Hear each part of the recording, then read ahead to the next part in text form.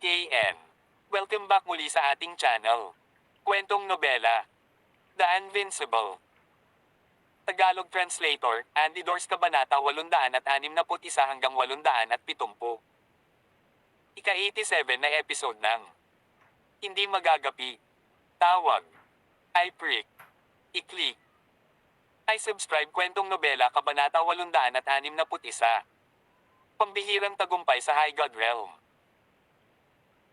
Habang ang lahat ng mga disipulong nagtitipon sa labas ng lambak ay tumatakbo sa takot, ang tatlong grupo ng liwanag sa kalawakan sa itaas ng Seoul Sea ni Huang Xiaolong ay patuloy na lumaki sa mabilis na lumampas sa diameter na 20 li sa maikling panahon. Ang kanyang laman ay patuloy na pumutok at dumudugo, pagkatapos ay inayos ito ng 4 na banal na apoy habang patuloy niyang sinisipsip ang pinakamalinis na puwersa ng kidlat ng overflowing lightning world sa kanyang katawan. Mula sa malayo, si Huang Xiaolong mismo ay tila ipinanganak ng kidlat. Una, nawala ang kanyang mga ugat at meridian, pagkatapos ay ang kanyang mga panloob na organo, buto at laman, ganap na naging isa sa pinakamakapangyarihang masa ng enerhiya sa ilalim ng kalangitan. Lumipas ang 3 buwan. Ang tatlong grupo ng liwanag sa itaas ng Seoul Sea ni Huang Xiaolong ay lumampas na ngayon sa 30 li ang diametro. Habang ang tatlong grupo ng liwanag ay patuloy na tumitibok, ang 10,000 li radius ng lupa ay yumanig sa mga bits nito. Sa puntong ito, walang nangahas na nasa loob ng 100,000 li mula sa lambak. Habang pinagsasama-sama ni Huang Xiaolong ang kanyang pagka-Diyos para makapasok sa High God Realm, palabas sa Ian Square, si Feng Yang, Liu Yun, at ang iba ay nakatitig ng diretso sa listahan ng rangkang, kinakabahan na parang mga langgam sa mainit na kawali. 10 buwan na ang nakalipas nang walang anumang pagbabago sa mga punto ni Huang Xiaolong. 10 buwan na ang nakalilipas, si Huang Xiaolong ay nasa ika-73 na ranggo, habang makalipas ang 1 buwan ay nahulog ang kanyang pangalan sa nangungunang 100. Sa ika-2 buwan, ang ranking ni Huang Xiaolong ay bumagsak sa pinakamataas na 200, at ngayon, siya ay wala na sa nangungunang 300. Ang panonood ng parami ng paraming disipulo ay nakakakuha ng mas maraming puntos kaysa kay Huang Xiaolong, na pinababa pa siya sa listahan ng ranggo, nagtaas ito ng mga haka-haka mula sa nagmamasid na karamihan. At dahil sa naunang taya, sa kabila ng hindi paniniwalang si Huang Xiaolong sa listahan ng ranggo ay ang lalaking itim na buhok na nakita nila, tinitingnan din nina Wang Gushuo at Wang Guchangqing ang progreso ni Huang Xiaolong paminsan-minsan. 10 months? Walang pagbabago sa mga punto niya. Baka nasugatan ng batang ito, kaya nagtago siya para gumaling. Pinapanood ni Wang Gushuo ang pangalan ni Huang Xiaolong na bumababa sa ranggo na nakakunot ang noo. Malamang iyon. Nang bumaril siya hanggang sa ika-73 na pwesto, malamang noong pinatay niya si Xiang Mingji. Pagamat nagtagumpay siya sa pagpatay kay Xiang Mingji, hindi maiiwasan na siya ay masugatan ng husto. Tumango si Wang Guchangqing sa sarili niyang mga salita, na si Xiang Mingji ay nasa ika-67 na ranggo, walang duda na siya ay malakas, kahit na ang mga disipulo sa top 20 ay masasaktan upang patayin siya. Tayang, umiling si Wang Gushuo, kung ito ay tulad ng sinabi mo, pagkatapos ay kalimutan ang nangungunang 100, hindi man lang siya makakapaloob sa nangungunang 1,000. Sa kanyang kasalukuyang rate, siya ay masisipa mula sa nangungunang 1,000 sa oras na matapos ang kompetisyon. Nagpakita rin si Wang Guchangqing ng nag-aatubili na ekspresyon. Noong una, inaabangan niya ang hindi inaasahang sorpresa na maaaring ibigay sa kanya ni Huang Xiaolong sa pamamagitan ng pag-akyat sa pinakamataas na 30, ngunit ang posibilidad na iyon ay hindi mukhang napaka-promising sa ngayon. Sa makatuwid, hindi na pinansin ni Wang Gushuo, Wang Guchangqing, at ng iba pang Wanggo clan elder si Huang Xiaolong. Ang mga alagad na karapat-dapat sa kanilang atensyon ay natural na nasa nangungunang 100. Ang Huang Xiaolong, na ito ay nawala ang kanyang nag-iisang pagkakataon na maabot ang nangungunang 100 sa paligsahan. Pinapanood si Huang Xiaolong na bumababa sa hanay, si Qin Yi ay sa loob-loob na nanunuya sa tuwa. Kahit na ang kanyang personal na disipulo ay namatay at wala ng anumang bahagi sa tournament na ito, si Huang Xiaolong ay magiging pareho, na nakatakdang mahulog sa nangungunang libo. Ang conclusion ni Chinyi ay katulad ng kay Wang Goshuo, sa pag-aakalang si Huang Xiaolong ay tiyak na nasugatan pagkatapos patayin si Siyang Mingji, kaya nagtago siya sa isang lugar upang gumaling, kaya hindi nagbago ang kanyang mga punto. Sa katunayan, si Chinyi ay desperado na nagdarasal na ang ibang mga disipulo o mga kidlat na hayop ay matuklasan ang lugar kung saan nagpapagaling si Huang Xiaolong at patayin siya. Patayin si Huang Xiaolong. Tigaw ng puso ni Chinyi. Lumipas ang isa pang 2 buwan, at wala pa ring pagbabago sa mga punto ni Huang Xiaolong. Hindi lamang siya nahulog sa nangungunang 300, siya rin ay lumabas na sa nangungunang 400. Habang bumababa siya, mas maliit ang agwat sa pagitan ng mga puntos. Dahil sa hindi nagbabagong mga punto ni Huang Xiaolong, may mga disipulo na nalampasan ang ranggo ni Huang Xiaolong araw-araw. Sa Overflowing Lightning World, si Huang Xiaolong na nakaupo sa Heavenly God's Mansion sa loob ng isang taon ay naglabas ng mas maliwanag na liwanag, ang mga patak ng likidong puwersa ng kidlat ay lumulutang sa paligid niya. Kasabay nito, sa itaas ng kalangitan, ang 3 kulay na dagat ng liwanag ay kumislap, gumulong, at nagsanib. Ang mga banal na dragon, mga gintong Buddha, at mga archdevil ay bumuo ng kani-kanilang sariling banal na lupain. Ang isa ay isang Dragon Holy Land na puno ng mga banal na dragon na may iba't ibang hugis, sukat, at kulay. Ang espasyo kung saan dumaan ang kanilang Dragon Chi ay umalangaw-ngaw ng malakas na dragon. Ang isa ay ang Buddhist Holy Land, kung saan ang hindi mabilang na mga Buddha at Bodhisattvas, maraming monghe na may gininto ang katawan ay nakaupo sa isang meditative pose sa hangin, umaawit ng malalim na mantra na naglalaman ng Tao ng Budismo, ang Tao ng buhay, at ang Tao ng liwanag. Ang huli ay ang Devil Holy Land. Bawat sulok nito ay puno ng dugo at dumi, at ang masasamang espiritu ay gumagala sa lahat ng direksyon. May mga altar kahit saan tumingin ang isa. Ang Oxhead at Horse-Tailed Hell Guardian ay binabantayan ang bawat galaw nila. Napuno ng amoy ng dugo ang hangin, gayon din ang mapanglo na kadiliman at malamig na lamig. Sa puntong ito, ang 3 grupo ng liwanag sa Soul Sea ni Huang Xiaolong ay lumawak na sa mahigit 40 ang diametro. Sa tuwing sila ay pumipintig, ito ay naging sanhi ng malakas na pagyanig ng lupa. Bumulwak ang nakakapasong init na alon mula sa lupa na tila handang sirain ang mundo. Kawakas, ang 3 grupo ng liwanag sa itaas ng Soul Sea ni Huang Xiaolong ay umabot sa kanilang limitasyon at sumabog. Ang mga sinag ng liwanag ay naging daan-daang libong mga espada na tumutulak pataas sa langit ng umaapaw na kidlat ng mundo na nag-iwan ng kasing dami ng mga butas sa kalangitan. Kasunod nito, nagkalat at nagkahiwa-hiwalay ang 3 grupo ng liwanag. Tumingin si Huang Xiaolong sa dagat ng kanyang kaluluwa, kung saan ang 3 Diyos na hindi niya mailarawan ay kalmadong lumulutang. 3 kakaibang hugis na Godhead na mas mukhang 3 bola habang hindi. Nagtagumpay si Huang Xiaolong sa pag-condense ng kanyang pagka-Diyos. Higit pa rito, pinalapot niya ang 3 Diyos. Ang isa ay isang malalim na asol na Diyos na sumasalamin sa pula, berde, lila, at dilaw na mga ilaw. Ang isa ay itim na parang tinta, nakahawig ng kadiliman ng netherworld na walang sinag ng sikat ng araw, na naglalabas ng malamig na hangin.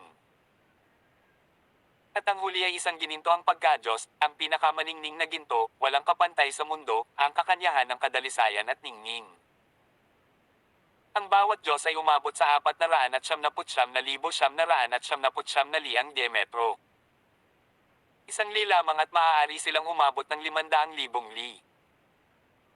Ang lahat ng 3 mga Diyos ay naglabas ng isang matandang aura na puno ng pagkawasak, kaguluhan, at isang aura ng pinanggalingang Grand Mist, na nakatayo sa itaas ng lahat ng nabubuhay na nilalang.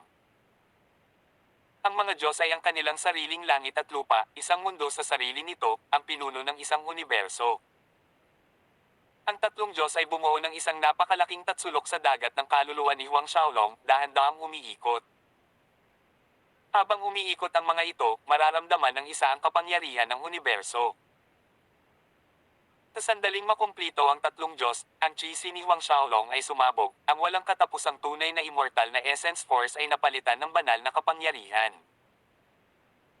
Ang bawat isa sa 3 Diyos ay parang sariling mundo, mabilis na sumanib sa tunay na walang kamatayang diwa at God Battle Chi. Ang aura at cultivation ni Huang Xiaolong ay tumaas ng husto. Maagang unang order High God Realm, kalagitnaan ng First Order, Peak Late First Order, pagkatapos ay Mid-Second Order High God Realm. Pong!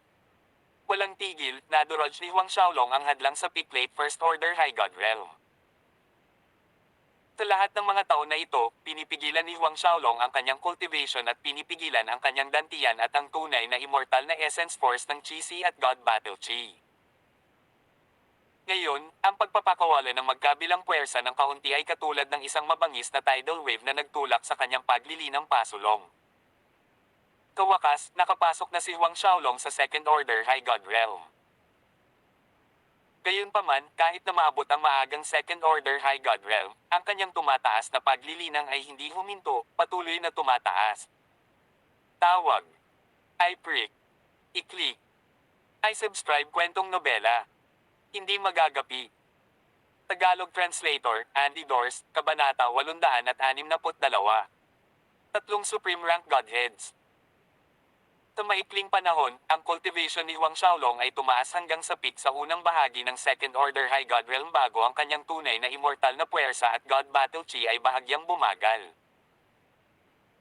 Hindi alam kung gaano katagal ang lumipas, muling sinubukan ni Huang Xiaolong na basagin ang isa pang hadlang na pumasok sa kalagitnaan ng Second Order High God Realm.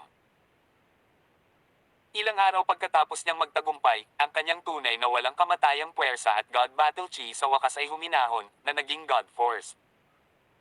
Nakaupo roon, dahan-dahang binuksan ni Huang Xiaolong ang kanyang mga mata. Nakapasok na sa wakas ang cultivation ko sa High God Realm. Bagamat tinansya ni Huang Xiaolong na siguradong makakalusot siya sa High God Realm, ngayong nagtagumpay na talaga siya, hindi pa rin niya mapigilan ang tuwa sa kanyang puso. Ngayon na siya ay tumuntong sa High God Realm, siya ay naging isang tunay na Diyos. Kahit gaano pa siya kalakas noon, half-mortal pa rin siya. Tanging kapag ang isa ay nagtagumpay sa pagkondensasyon ng isang pagka-Diyos ay nalaglag nila ang kanilang mortal na shell, naging isang Diyos. Hindi nagtagal, natuklasan ni Huang Xiaolong na nakalusot siya sa Second Order High God Realm. Bukod pa rito, ito ay Mid-Second Order High God Realm. Isang Mid-Second Order High God Realm lang. Umiling si Huang Xiaolong ng masama. Batay sa kanyang kamangha-manghang akumulasyon ng enerhiya sa buong taon, umaasa siyang maabot ang hindi bababa sa Third Order High God Realm. Sa katunayan, ang pag-abot sa kalagitnaan ng Third Order High God Realm ay mainam sana. Ngunit sino ang makakaalam na makakamit lang niya ang kalagitnaan ng Second Order High God Realm? Medyo nanlumo si Huang Xiaolong. Kung ang kanyang mga iniisip ay nalalaman ng ibang mga pamilya at mga disipulo ng mga sekta, iuuntog nila ang kanilang mga ulo sa pader at mamamatay sa kahihiyan. Sa hindi mabilang na millennia, ang paglukso diretso sa Mid-Second Order High God Realm ng sabay-sabay pagkatapos makapasok sa High God Realm ay hindi kailanman narinig. Walang alinlangan, maraming kilalang karakter na ipinanganak mula sa hindi mabilang na mga kalawakan sa huling daan-daang milenyo, ngunit kahit na sa mga nangungunang napakapangit na mga henyo, ang pinakamaraming magagawa nila ng direkta pagkatapos makapasok ay huli o pinakamataas na huli sa First Order High God Realm. Ang atensyon ni Huang Xiaolong ay napunta sa tatlong mga Diyos sa itaas ng kanyang dagat ng kaluluwa, halos manigas siya sa pagkabigla. Tatlong napakalaking Godheads. Bukod dito, silang tatlo ay may ibang katangian. Ang Dark Blue Godhead na iyon ay naglabas ng divine aura ng Dragon Clan at malamang na ituring na isang uri ng Dragon Clan Godhead. Bukod dito, naglalaman ito ng tubig, apoy, metal, lupa, kahoy, kidlat, hangin, at iba pang elemento ng kalikasan. Tulad ng para sa malaingki Black Godhead na iyon, malamang na ito ay isang Godhead na maaaring i-condense ng isang Archdevil, na itinuturing na isang darkness attribute na Godhead. Bukod dito, tila nagtataglay ito ng kapangyarihang magkarod at lumamon. Ang ikatlong Godhead ay naglabas ng purong Budismong enerhiya, isang uri ng pagka-Diyos na tanging ang mga magsasaka ng Buddha world ang makakapagpadikit, na puno ng kapangyarihan ng liwanag at buhay. Ay ito. Napapanganga si Huang Xiaolong sa gulat. Talagang mayroon siyang tatlong dakilang Diyos na may kapangyarihan ng mga dragon, archdevil, at gintong Buddha. Malinaw na siya ay isang tao, kaya paano niya may condense ang Dragon Clan, Archdevil, at Golden Buddha Godheads? Tsaka parang medyo malaki yung tatlong Godhead na yun, di ba? Kung mas mataas ang ranggo ng isang Diyos, mas malaki ang sukat nito. Ang top rank 10 Godhead ni Siang Mingji ay 10 metro lang ang diametro, ngunit ang kanyang tatlong Godheads ay aktwal na umabot sa 499,999 li ang diametro bawat isa. Ang Godhead ni Siang Mingji ay isang dust particle lamang kung ihahambing sa mga Godhead ni Huang Xiaolong. Higit pa rito, ang bawat isa sa kanila ay isang pinakamataas na ranggo ng Diyos. Ang hari ng lahat ng mga Diyos. Bagamat hindi siya sigurado kung ano ang ranggo ng kanyang tatlong Diyos, kung isasaalang-alang mula sa engranding primordial aura na ipinalabas nila na higit sa lahat ng nabubuhay na nilalang, matutukoy ni Huang Xiaolong na hindi may kakailan na sila ang pinakamataas na ranggo, marahil ay mas mataas pa. Sa ngayon, hindi niya masabi kung ang kanyang tatlong Diyos ay mababa, katamtaman, mataas, o pinakamataas na ranggo ng mga Diyos. Tatlong hari ng mga Diyos. Si Huang Xiaolong ay sumipsip ng malamig na hangin. Ang kanyang ina, sa wakas ay na-condense niya ang hari ng lahat ng mga Diyos, tsaka tatlo sila, hindi isa.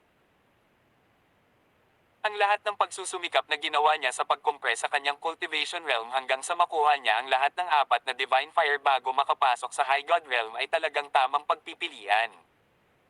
Tatlong supreme godheads Bagamat hindi niya alam kung may mga taong katulad niya sa banal na mundo, mga hindi kapani-paniwalang mga henyo na kayang mag-condense ng tatlong supreme godheads, alam niya na sa lower realm ay siya lang. Kalimutan silang tatlo ng sabay-sabay, wala pang isang henyo na nagawang i-condense kahit isang supreme rank godhead.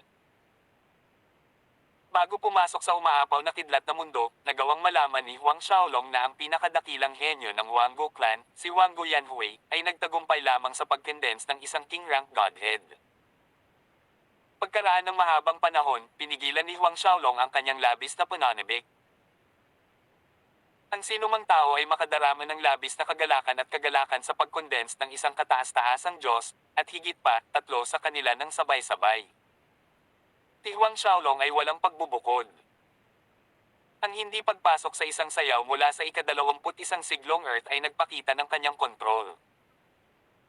Matapos pigilan ng kaunti ang kanyang pananabik, sinimulan niyang suriin ang ibang bahagi ng kanyang sarili. Si Huang Xiaolong True Dragon Physique ay hindi na isang mortal na shell, ngunit isang banal na katawan.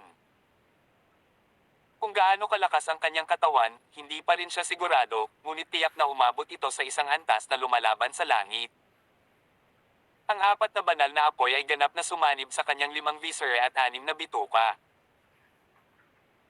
Ang Asher Dragon Divine Fire ay isinama sa kanyang atay, ang Black Tortoise Divine Fire sa kanyang bato, ang Vermilion Bird Divine Fire na sumanib sa kanyang puso, at ang White Tiger Divine Fire ay isinama sa kanyang mga baga. Ang lahat ng 4 na banal na apoy ay nakaugnay at umalingaungaw sa isa't isa ng maayos.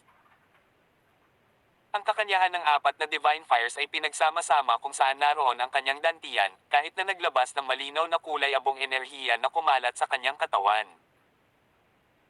Ang marka ng malinaw na kulay abong enerhiya na ito ay lumampas sa puwersa ng bituin ng 4 na kalawakan ng maraming beses. Matapos mag-condense ng kanyang mga godheads, parehong nawala ang kanyang dantian at chi sinang ang kanyang tunay na immortal na essence force at god battle chi ay na-convert sa god force. Pagkatapos ay napansin ni Huang Xiaolong na ang kanyang itim at asul na kambal na dragon na martial spirit ay nawala din, na naging isa sa kanyang kaluluwa. Sa kanyang likod, 2 pattern ng isang asul na ulo ng dragon at isang itim na ulo ng dragon ay makikita, nakahawig ng mga tato. Kahit na ang asul at itim na kambal na dragon na martial spirit ay hindi na makikita tulad ng dati, ang kanilang mga kakayahan sa martial spirit ay naruroon pa rin. Bukod dito, ang mga kakayahan na ito ay umunlad, sumanib sa banal na katawan ni Huang Xiaolong. Nangangahulugan ito na, kung siya ay nasugatan sa hinaharap, hindi na niya kailangang sadyang i-trigger ang kanyang martial spirit na kakayahan ng instant recovery, ang kanyang True Dragon Divine Physique ay gagaling ng kusa.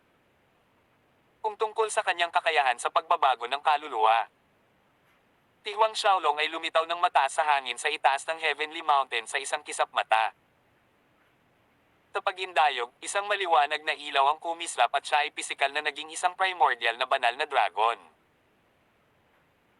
Noong nakaraan, kapag nagbago ang kanyang kaluluwa, mayroon lamang siyang bahagi ng mga katangian at kapangyarihan ng isang dragon, samantalang ngayon, siya ay isang tunay na primordial na banal na dragon hanggang sa huling sukat ng dragon. Higit pa rito, siya ay isang dragon na hindi kailanman lumitaw sa kasaysayan ng Dragon Clan, isang asul na dragon. Ang asul na dragon na ito ay resulta ng pagsasama ng unang itim at asul na kambal na dragon na martial spirit. Matapos maging isang primordial na banal na dragon na may pagindayog ng kanyang katawan, binagtas ni Huang Xiaolong ang 10,000 li. Ang bilis lang ng paglipad na ito ay mas mabilis kaysa sa pinakamataas na greater teleportation ng master ng Third Order High God Realm Master. Ilang sandali pa, bumalik siya sa kanyang anyo bilang tao. I wonder how my battle strength is right now. Tanong ni Huang Xiaolong sa sarili. Bago pumasok sa High God Realm, maaari niyang talunin ang isang late Third Order High God Realm Master, ngunit ngayon siya ay isang mid-Second Order High God Realm Master mismo, isa na may 3 Supreme Godheads. Ang lakas ko sa pakikipaglaban ay malamang na napakataas. Inawakan ni Huang Xiaolong ang kanyang mga labi. Mukhang kailangan niyang maghanap ng kalaban para subukan ang mga bagay-bagay. Sino ang dapat niyang hanapin? Naturally, ang pinakamahusay na mga kandidato ay ang mga kalahok na disipulo ng Fourth Order High God Realm. Ang Divine Sense ni Huang Xiaolong ay lumubog sa kanyang Jade Token at natuklasan na ang kanyang ranking ay bumagsak hanggang sa ika-969 na pwesto. Ipinilig niya ang kanyang ulo, isang mapait na ngiti sa kanyang mukha. Mukhang mas tumagal ang kanyang pambihirang tagumpay sa High God Realm kaysa sa inakala niya, kung hindi bababa ang kanyang ranking mula sa ika-73 na pwesto hanggang sa ika-969 na pwesto. Tawag. I-prick. I-click. I-subscribe kwentong nobela. Hindi magagapi. Tagalog Translator, Andy Dorst, Kabanata 863. Ang unang lugar ay walang iba kung hindi Wango Yanhui. Ibinalik ni Huang Xiaolong ang Heavenly Mountain pabalik sa kanyang katawan, pagkatapos ay nawala siya sa lugar sa isang kisap mata, mabilis na lumayo. Ang kagyat na bagay ngayon ay upang matukoy kung gaano katagal ang lumipas at kung gaano katagal ang natitira bago matapos ang paligsahan. Sa loob ng 100 paghinga, nakalabas na si Huang Xiaolong sa lambak. Noong isa pa siyang God Realm, kailangan niyang lumipad ng mahigit 1 oras upang marating ang mas malalim na bahagi ng lambak, ngunit ngayon, ang pag-alis sa lambak ay 100 oras lamang ng paghinga. May isip lamang ng isa ang kasalukuyang bilis ni Huang Xiaolong. Sa daan, habang lumilipad siya palabas ng lambak, napansin niya na ang buong lambak ay may mga bitik at mga butas kung saan-saan, napakasira nito na halos hindi niya makilala ang parehong lambak na kanyang narating. Nasa gitna mismo ng lambak ay isang nakakatakot na malalim na bitik kung saan bumubuga ang mainit na hangin. Mukhang hindi maliit ang kaguluhan mula sa aking tagumpay. Natuwa si Huang Xiaolong na pinili niyang mag-breakthrough dito. Kung ginawa niya ito pabalik sa Martial Spirit World, may posibilidad na ang buong Martial Spirit World ay masira. Bilang isang mas mataas na kaharian sa mundo, ang umaapaw na kidlat na mundo ay 1,000 beses, kahit 1,000,000 beses na mas matibay kaysa sa Martial Spirit World, ngunit ito ay nasira pa rin hanggang sa antas na ito. Hindi mahirap isipin ang mapaminsalang kahihinatnan ng kanyang tagumpay sa Martial Spirit World. Tinuri ni Huang Xiaolong ang kanyang paligid, tinukoy ang direksyon, at lumipad patungo sa nakaraang Megapolis. Habang nagmamadali siyang lampasan ang mga ulap ng kidlat na nabubuo sa ibaba ng ika-9 na langit ng Overflowing Lightning World, isang ideya ang pumasok sa isip ni Huang Xiaolong. Ang kanyang banal na Dragon Supreme Godhead ay nagsimulang umikot sa napakabilis. Sa isang iglap, ang mga nakapaligid na ulap ay gamulong at nagsimulang dumagsa palapit sa kanya, nagtatagpo sa itaas ng kanyang ulo. Ang mga ulap ng bagyo na nakaunat sa kalangitan ay sumugod lahat patungo kay Huang Xiaolong, na lalong kumalat. 1,000 li, 10,000 li, 100,000 li, 1,000,000 li. Ang masa ng mga ulap na nagtatagpo sa kalangitan sa itaas ng Huang Xiaolong ay lumaki at lumaki, na lumampas sa isang 10,000 li mammoth-sized na ulap.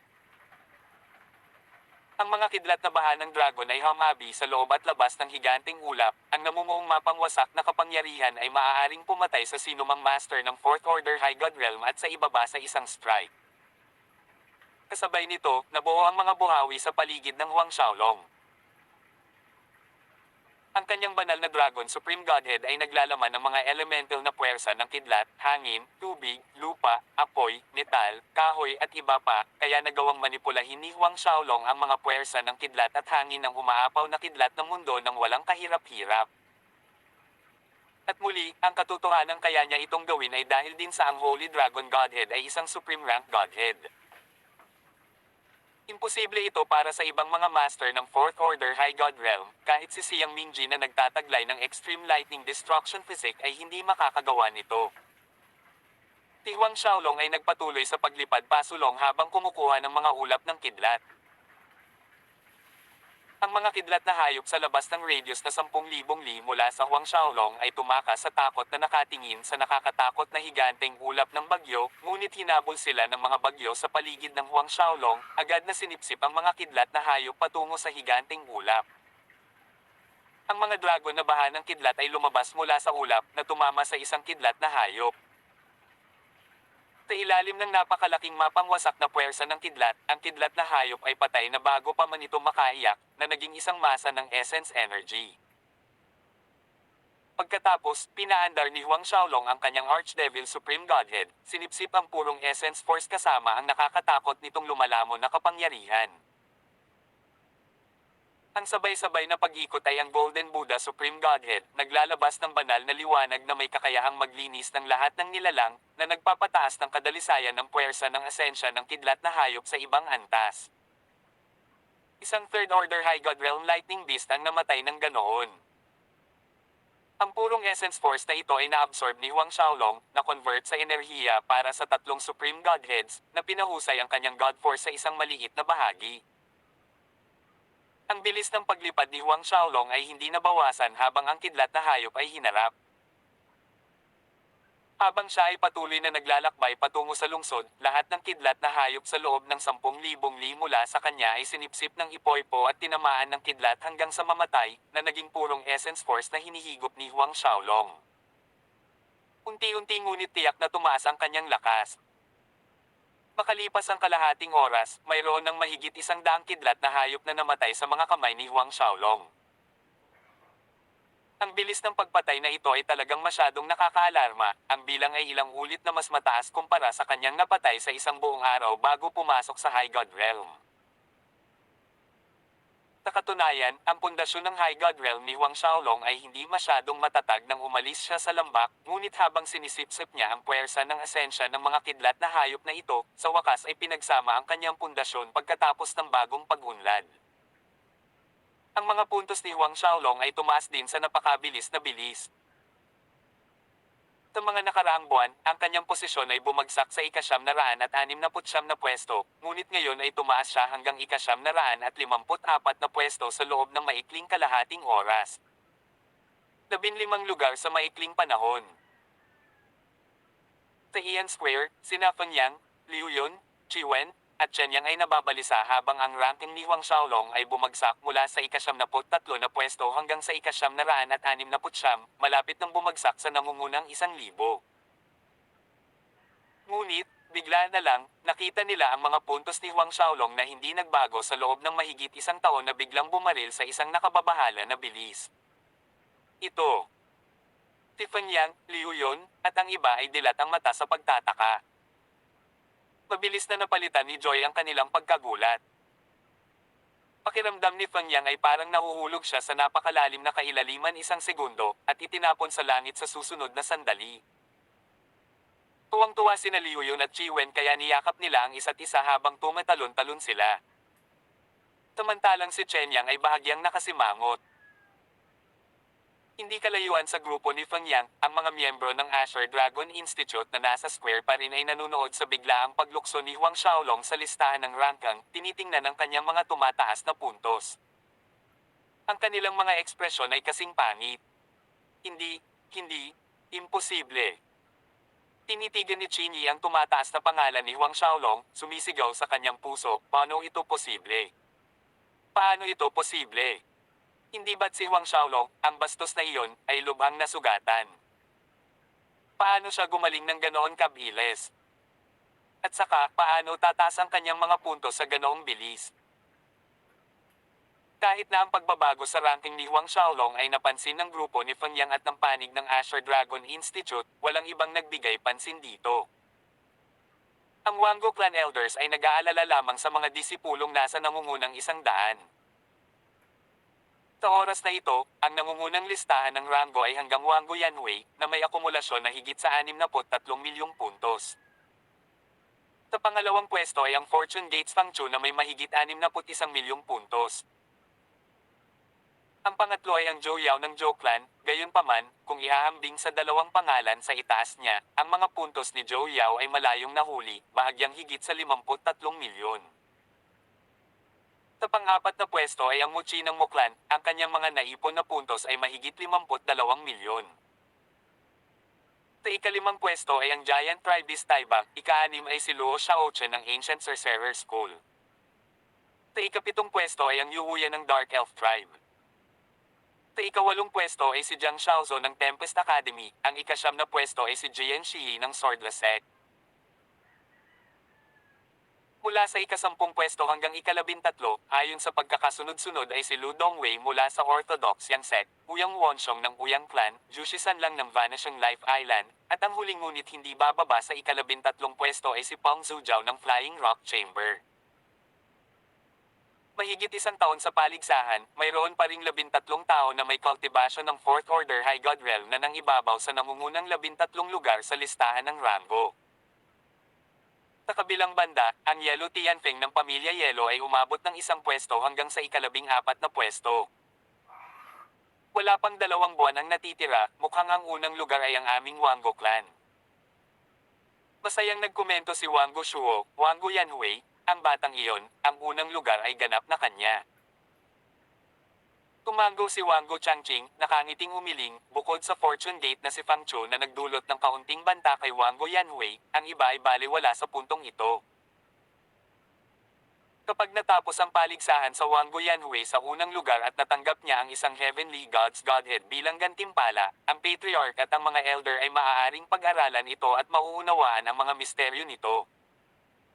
Sa oras na iyon, ang lakas ng lahat ay lubos na bubuti. Masayang tumawa si Wang Guji, pagkatapos ng tournament, dapat bigyan ng malaking gantimpala ng clan ang munting lalaking iyon na si Wango Yanhui. Ang iba pang Wango Clan Elders ay tumango bilang pagsang-ayon, nakangiti mula sa tainga. Tirichit *S. Sa oras na ito, narating ni Huang Xiaolong ang Megapolis. Tawag. I-prick. I-click. I-subscribe kwentong nobela. Hindi magagapi. Tagalog Translator, Andy Dors, Kabanata 864. Tinahunang Lightning God's Cultivation Dwelling. Pagdating sa Megapolis, hindi pumasok si Huang Xiaolong sa mga pintuan ng lungsod. Sa halip, lumipad siya, huminto sa itaas ng lungsod. Ang mga ulap sa itaas ng higanting lungsod ay agad na sinipsip sa mammoth-sized na ulap ng kidlat sa itaas ng ulo ni Huang Xiaolong, sumanib dito, na pinalaki pa ang higanting ulap. 14,000 li, 15,000. 20,000 li, 30,000 li. Lumawak ang higanting ulap ng kidlat hanggang umabot sa 30,000 li. Pagkatapos lamang na maabot ang gayong napakalaking sukat ay huminto ito sa paglawak.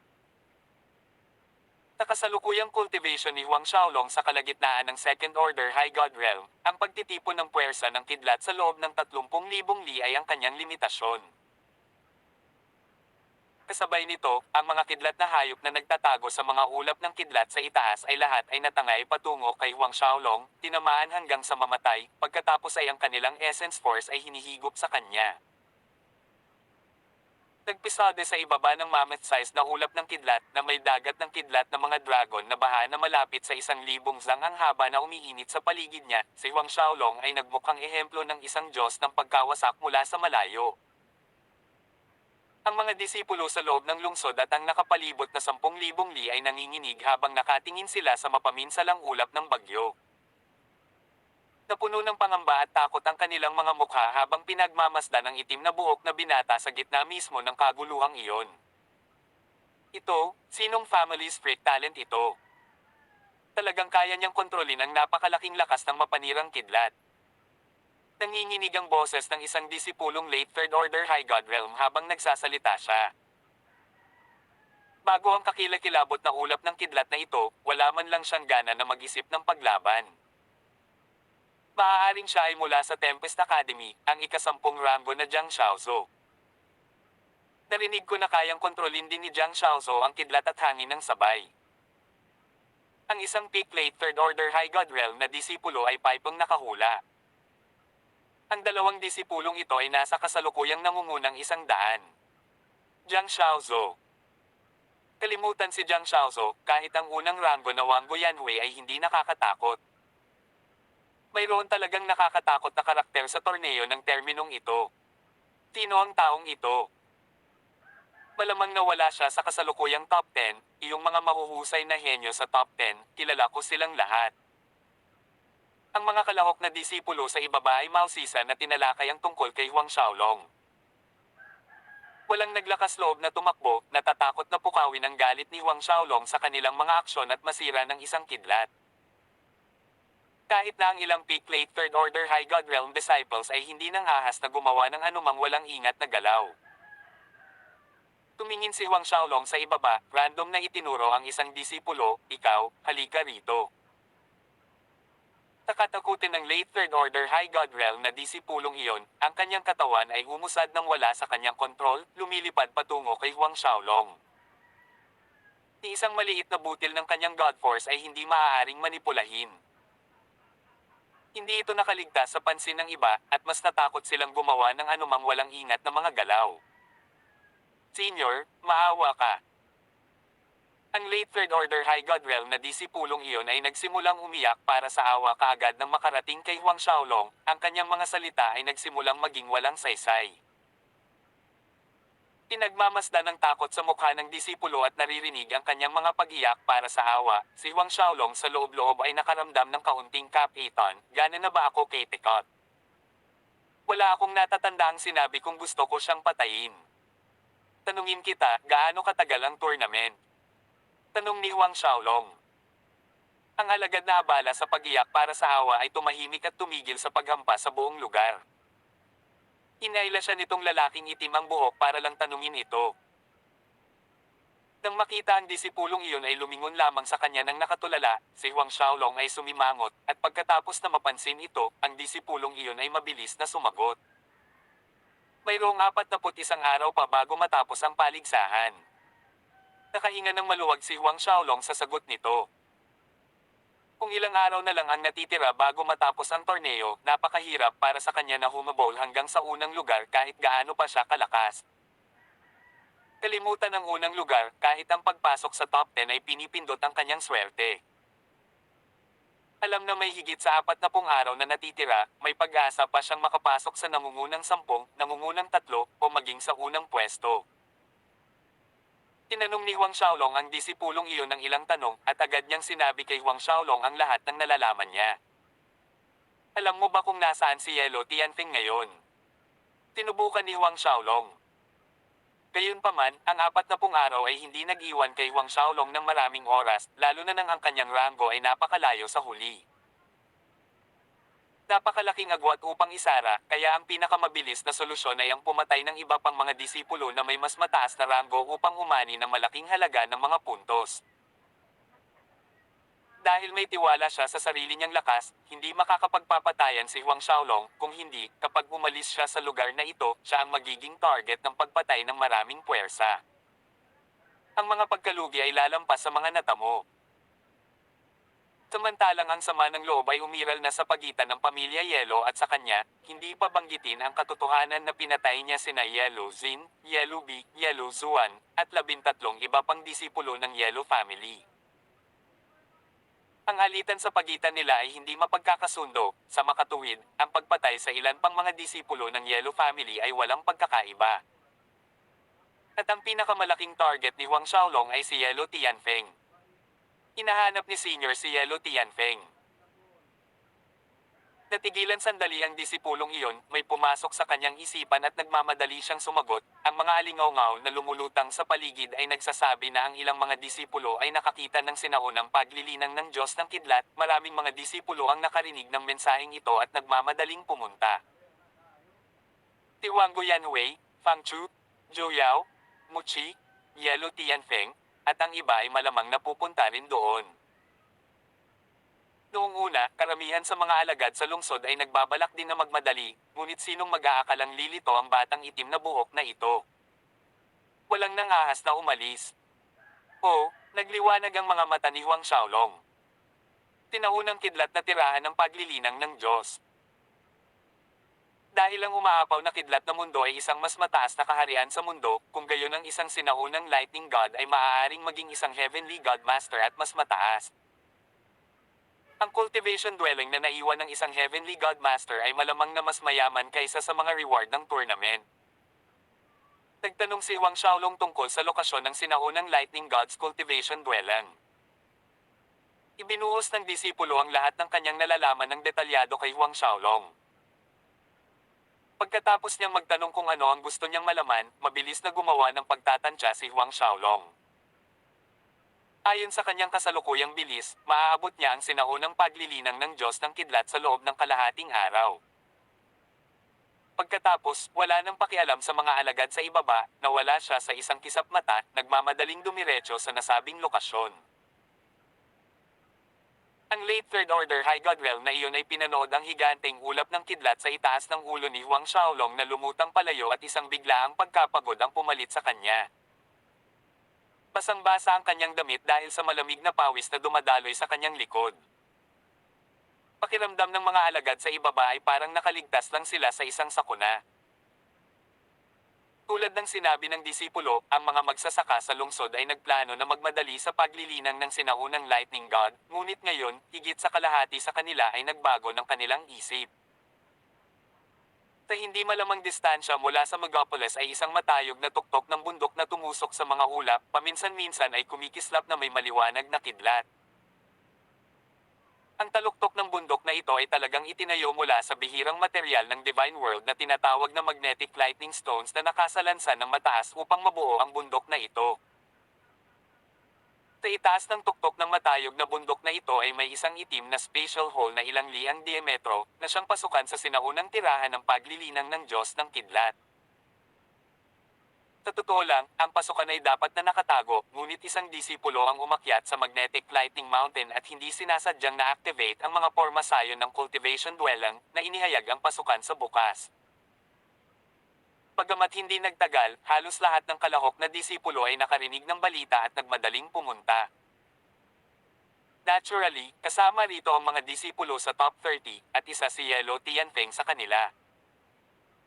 Pinamunuan ni Yelo Tianfeng ang isang grupo ng mga disipulo ng Yelo family na dumaan sa pasukan. Ang sinaunang tirahan ng pagtatanim ng lightning god ay isang malayang mundo at medyo maluwang. May magandang pagkakataon na ang cultivation dwelling na ito ay kabilang sa isang super high realm heavenly god master. Ang ganitong uri ng cultivation dwelling ay laging may central formation. Kailangan muna nating hanapin ang formation na iyon. Utos ni Yelo Tianfeng. Lahat ng kasalukuyang mga alagad ng Yelo family ay magalang na kinilala ang kanyang utos. Kuya Tianfeng, ang hitsura ba ng cultivation ng lightning god na ito ay makaakit kay Huang Xiaolong na iyon? Tanong ni Yelo Wei. Sa ngayon, nalaman na ni Yelo Tianfeng na ang 16 na disipulo ng Yelo family ay pinatay ni Huang Xiaolong, kaya noong nakaraang taon, hinahanap siya ni Yelo Tianfeng. Sa pagbanggit kay Huang Xiaolong, namumula ang mga mata ni Yelo Tianfeng na may layuning pumatay, sobrang umaasa akong darating si Huang Xiaolong. Ang pagpatay sa 16 sa mga disipulo ng aking Yeli family, itong si Huang Xiaolong, babalatan ko siya ng buhay at puputulan ang kanyang mga litid, kakaskisin ang kanyang laman sa buto. Gusto kong makaramdam siya ng sakit na 1,000,000 beses na mas masahol pa sa kamatayan, iyon lang ang makakapagtanggal ng puot sa puso ko. Tawag. I-prick. I-click. I-subscribe kwentong nobela. Hindi magagapi. Tagalog Translator, Andy Dors, Kabanata 865. Masyadong mahina. Hindi ko talaga inaasahan na si Huang Xiaolong ay talagang napakalakas. Tinabi ni Yellow Wei ng may tame time na boses, maaari niyang patayin si Yellow Zin, Yellow B, at ang iba pa, mayroon siyang lakas na maihahambing sa isang peak mid third order high god realm kahit papaano. Ngunit napamura si Yellow Tianfeng, tumutok lamang sa kalagitnaan ng third order high god realm. Kung gusto ko siyang patayin, wala nang hihigit pa sa wave ng kamay. Tama, sa harap ni Kuya Yellow Tianfeng, ang Huang Xiaolong na iyon ay parang manok na naghihintay na katayin. Isang disipulo ng Yellow family ang namula, kung ang Huang Xiaolong na iyon ay maglakas loob na sumama, si Kuya Yellow Tianfeng ay hindi na kailangang gumalaw kahit isang daliri, si Kuya Yellow Wei lamang ay higit pa sisipat na para patayin ang asong iyon. Si Yellow Wei lamang ang isa sa daang kalahok na disipulo ng Yellow family na nagawang makapasok sa nangungunang 100 maliban kay Yellow Tianfeng, na kasalukuyang nasa ika-85 na pwesto. Ang kanyang cultivation ay nasa late third order high god realm, na malapit nang umabad sa peak late third order. Hatiin ang mga grupo ng 10, maghiwalay at hanapin ang gitnang porma sayon. Kung may mangyari, gamitin ang communication talisman. Nagsimulang mag-issue si Yellow Tianfeng ng mga utos sa kasalukuyang mga disipulo ng Yellow family. Kahit na limitado ang kahusayan ng komunikasyon talisman sa umaapaw na kidlat na mundo, hanggat hindi sila masyadong malayo sa isa't isa, posible pa rin ang komunikasyon. Ito rin ang dahilan kung bakit ang ilang mga alagad na kabilang sa parehong mga pamilya o sekta ay maaari pa ring mahanap ang isa't isa at magtipon. Sa maikling panahon, ang lahat ng mga disipulo ng Yellow family ay bumuo ng mga grupo ng 10 at nagtungo na wala sa iba't ibang direksyon. Sa puntong ito, papalapit na si Huang Xiaolong sa pasukan ng tirahan ng cultivation ng Lightning God. Saan man siya dumaan, ang lahat ng kidlat na hayop ay napatay sa pamamagitan ng mga kidlat na nagmumula sa ulap na natipon sa itaas ng kanyang ulo. Ang kanyang mga puntos ay patuloy na tumaas sa isang nakababahala na bilis. Halos bawat kalahating oras, tataas ang ranking ni Huang Xiaolong ng higit sa 100 lugar sa listahan. Sa oras na lumipas ang 5 oras, nakapasok siya sa nangungunang 800 sa ika-773 na lugar. Matapos makapasok sa nangungunang 800, tila bumagal ang pagtaas ng bilis ni Huang Xiaolong, ngunit kahit na ganoon, tumaas pa rin siya ng 10 pwesto sa loob ng kalahating oras. Makalipas ang kalahating araw, naabot niya ang ika-758 na pwesto. Nang makita ni Huang Xiaolong ang tuktok ng Magnetic Lightning Mountain, ang kanyang rango ay tumaas muli sa ika-752 na pwesto. Kahit na sa oras na ito, ang Archdevil Supreme Godhead ni Huang Xiaolong ay patuloy na lumalamon, at ang 30,000 Li Giant na ulap ng kidlat sa itaas ng kanyang ulo ay mabilis na lumiit, na tumusok sa kanyang katawan. Lahat ng 3 kataas-taasang godheads ay umikot ng baliw habang matako nilang hinihigop ang purong puwersa ng kidlat na nagmumula sa higanteng ulap ng kidlat na ginawa itong God Force. Sa 12 oras ng paghinga, ang nakakatakot na 30,000 li na ulap ng kidlat ay ganap na pinadalisay ni Huang Xiaolong na wala kahit saan. Kasabay nito, ikinalat ni Huang Xiaolong ang mga buhawi sa paligid niya, saka lang siya lumipad patungo sa tuktok ng Magnetic Lightning Mountain, patungo sa Spatial Hole. Gayunpaman, nang malapit na siyang lumipad sa pasukan, higit sa 20 figure ang lumipad palabas, nakamarang sa kanyang dinadaanan. Ang 200 taong ito ay nasa pagitan ng late at peak late second order high god realm, na nakasuot ng mga damit na may iba't ibang kulay at estilo, na malinaw na nagpapakita na lahat sila ay nagmula sa iba't ibang puwersa at galaxy. Punk, gusto mong pumasok sa cultivation ng Lightning God? Isang disipulong nakasuot ng escarlate na damit na may family crest of fire cloud sa kanyang dibdib ay nginisyan si Huang Xiaolong, hehe, ipinapayo ko sa iyo na umalis ka kaagad. Sa ganoong paraan, mapapanatili mo pa rin ang iyong buhay. Ang disipulong ito, kung isasalang-alang mula sa kanyang escarlate na damit at ang tuktok sa kanyang dibdib, ay dapat na isa sa mga pangunahing disipulo ng Wango clan. Nilaybot ng tingin ni Huang Xiaolong ang 20 ilang tao sa paligid, napansin na karamihan sa kanila ay mula sa Wango Clan, Zhou Clan, Mu Clan, Fortune Gate, at sa Ancient Sorcerer School, na nagbabantay dito upang pigilan ang ibang mga disipulo na makapasok sa Lightning God's Cultivation. Tirahan. Tila ang Wango Clan, Fortune Gate, at ang iba pang puwersa ay may malaking gana. O mas mabuting sabihin, sina Wango Yanhui, Fang Chu, Zhou Yao, at Mu Qi ay may malaking gana. Walang alinlangan na ang mga disipulong ito na nagbabantay dito ay sumusunod kay Wango Yanhui at sa utos ng iba pa. Sa katunayan, nakita pa ni Huang Xiaolong ang isang disipulo ng Yellow Family. Ngunit natuklasan na ni Huang Xiaolong ang presensya ng mga taong ito bago siya makarating sa special entrance. At kung hindi ako aalis? Tanong ni Huang Xiaolong na may bahid ng panunuya sa kanyang boses. Hindi aalis. Ang disipulo ng Wango Clan ay naglabas ng masamang tawa, kung gayon, mamatay ka na. Ang kanyang kamao ay sumuntok, tinutukan ng dibdib ni Huang Xiaolong na puno ng walang awang pagpatay na layunin. Ang naglalagablab na eskarlate na apoy ay bumakas sa kalawakan, na bumubuo ng isang higanting imprint ng kamao. Bago ang eskarlate na higanting kamao na ito, ang nakapaligid na kidlat ay naging malabughaw na ambon. Ito ang Golden Killing Flame na taglay ng mga pangunahing disipulo ng Wango Clan sa kanilang bloodline. Nang mapanood ito, ang ibang mga alagad ay umatras sa malayo. Pagkatapos lamang na dumating ang kamao ng apoy ng kilin sa kanyang harapan ay itinaas ni Huang Xiaolong ang kanyang kamay sa harap ng mga mata ng mga disipulo na nagulat. Ang taong ito ay nagplanong tanggapin ang Killing Flame Fist na iyon gamit ang kanyang hubad na kamay. Ang isang mid-second order High God Realm ay talagang gustong kunin ang Golden Killing Flame Fist ni Brother Dongcheng. Retarded ba itong punk? Ang isang disipulo ng Muklan ay hindi maiwasang mapangiti habang nanunood. Ang ibang mga alagad ay umiling-iling din.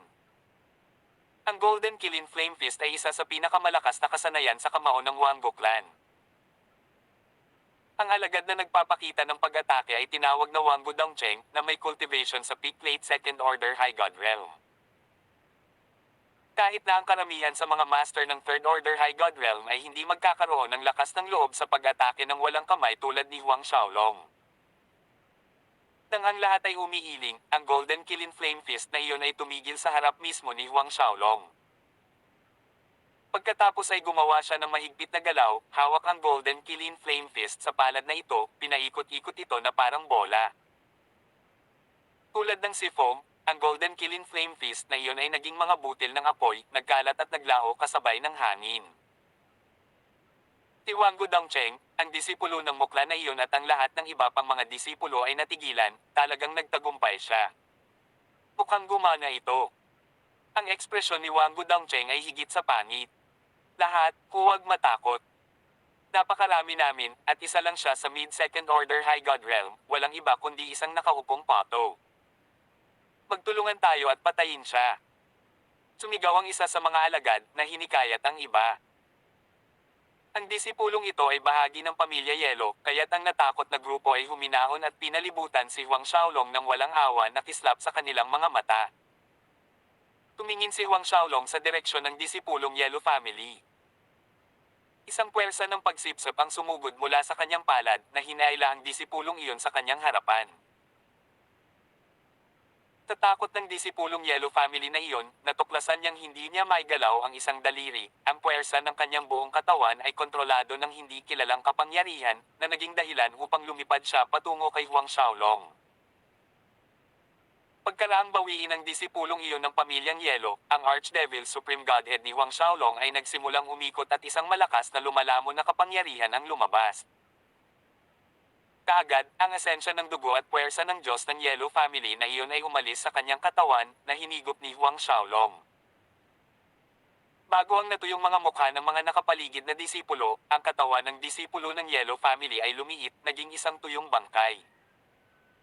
Ang lahat ng ito ay tumagal ng hindi hihigit sa 2 paghinga. Masyadong mahina.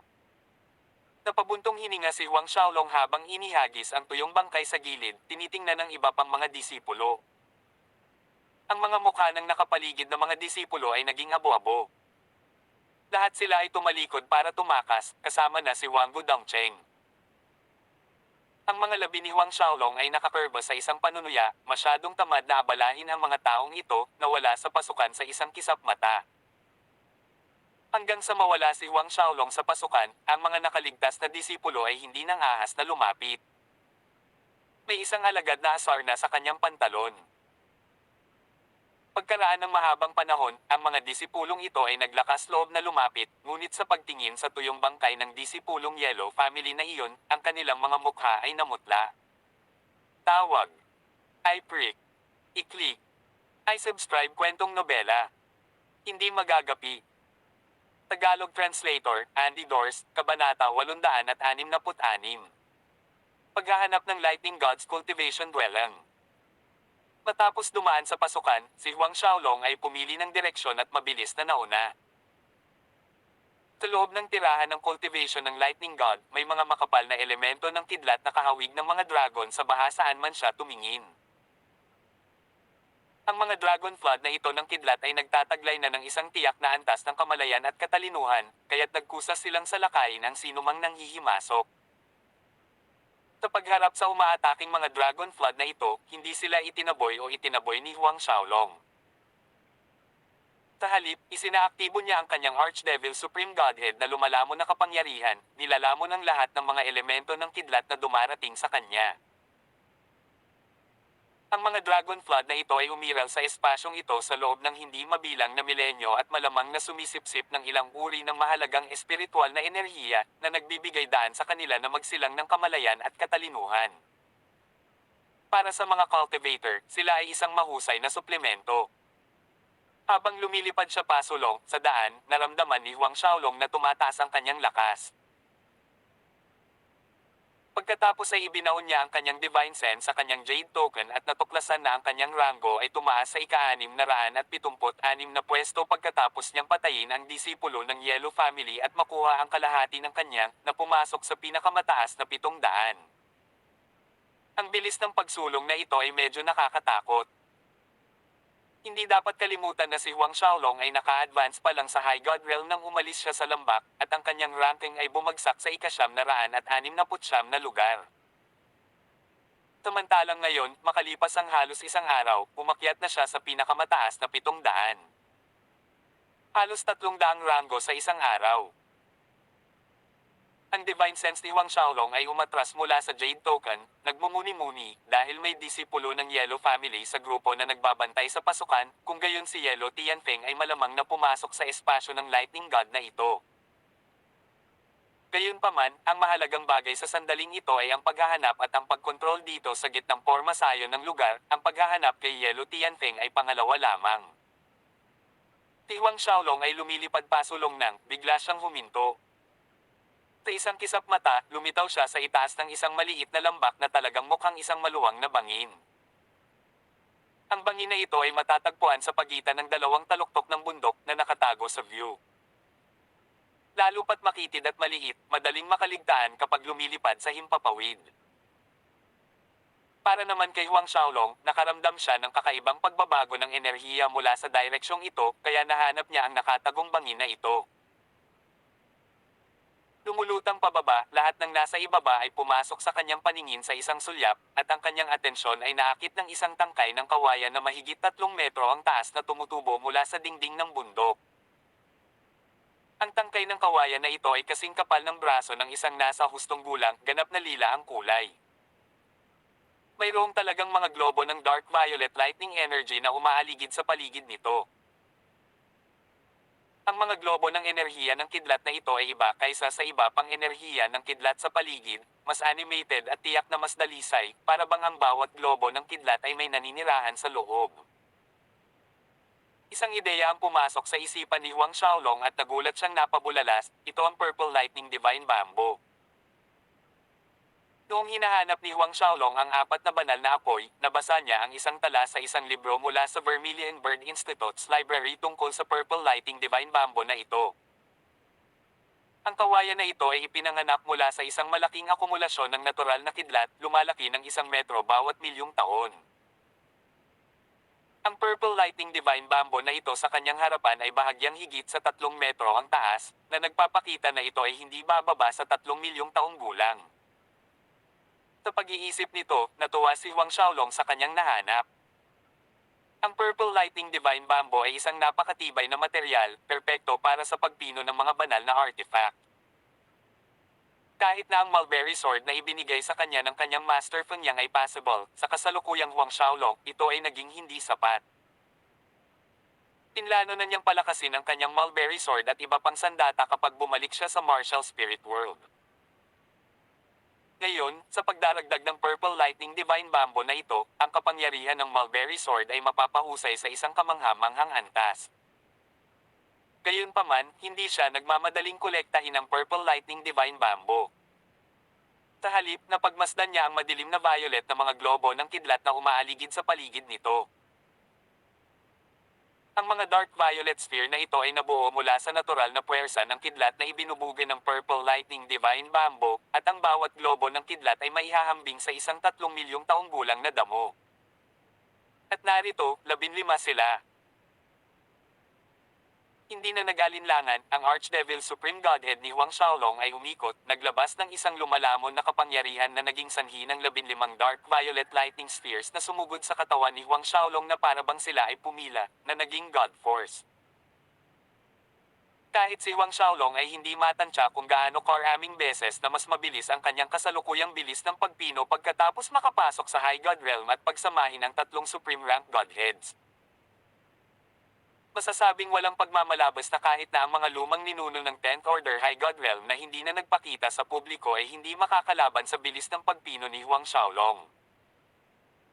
Isa ito sa mga nakakatakot na aspeto ng pagkakaroon ng pinakamataas na Diyos, bukod pa rito, 3 sa kanila si Huang Xiaolong.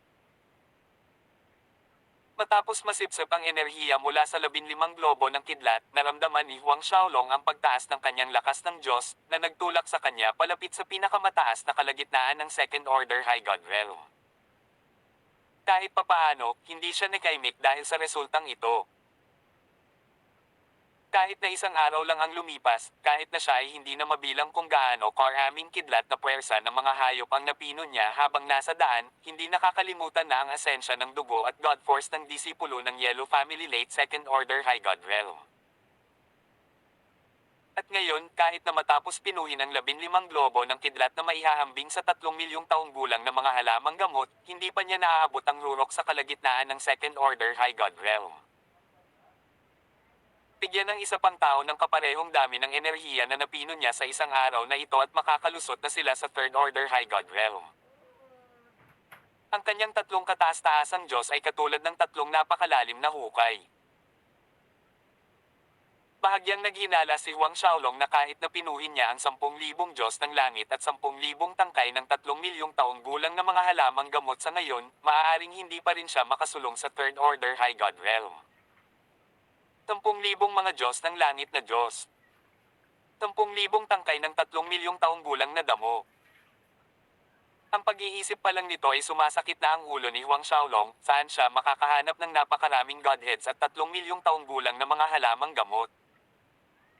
Inalis niya ang mga magugulong kaisipang ito at pinuntahan ang Purple Lightning Divine Bamboo. Pagkatapos ay umalis siya sa bangin, lumipad sa parehong direksyon tulad ng dati. Si Huang Xiaolong ay patuloy na sumisipsip ng puwersa ng kidlat sa loob ng espasyo ng Lightning God habang siya ay lumilipad pasulong. Makalipas ang kalahating oras, nakita ang isang bulubundukin na higit pa sa nakikita ng mata. Ang bulubunduking ito ay parang dragon na naghihintay, nakakamangha na espiritual na enerhiya na umaagos mula sa loob. Pagkamat medyo malayo pa si Huang Xiaolong, naramdaman na niya ang mayaman at masaganang espiritual na enerhiya, hindi pa banggitin ang mataas na gradong espiritual na enerhiya ng Divine World. Para lumitaw ang gradong ito ng espiritual na enerhiya ng Divine World, ayon sa haka-haka ni Huang Xiaolong, sa ilalim ng hanay ng bundok na ito ay tinatakan ng isang espiritual na ugat. Isang espiritual na ugat na nabuo mula sa espiritual na enerhiya ng banal na mundo. Kung mapapadalisay niya ang espiritual na ugat na ito, tinansya ni Huang Xiaolong na maaari niyang, marahil, umabot sa peak late second order, marahil kahit third order high God realm. Huminga ng malalim si Huang Xiaolong, bumibilis patungo sa hanay ng bundok. Hindi nagtagal, siya ay nakatayo sa hangin sa itaas ng mga bundok, maingat na naramdaman ang pinakasiksik na lugar ng espiritual na enerhiya, pagkatapos ay nagmamadaling pumunta. Ilang sandali pa, puminto si Huang Xiaolong sa harap ng isa sa maraming mga taluktok sa paligid. Ang mga ulap ay nananatili sa tuktok ng bundok na parang korona, samantalang ang kalahati sa ibaba ay mga magagandang gusali na kahawig ng mga palasyo. Ang lugar na may pinakamakapal na espiritual na enerhiya ay dito mismo kung saan ang mga palasyong ito. The Lightning God's Cultivation Dwelling. Ang pangalan ay nag-flash sa isip ni Huang Xiaolong. Nagniningning ang pananibik sa kanyang mga mata, lumilipad patungo sa kumpol ng mga palasyo. Mabilis na bumaba si Huang Xiaolong sa plaza sa yulunan ng mga palasyong iyon. Ngunit, nang siya ay naghahanda na pumasok sa pangunahing gusali ng palasyo, narinig niya ang tunog ng sipol ng hangin na sinundan ng paglitaw ng isang grupo ng mga disipulo. Bumaba din sila sa plaza.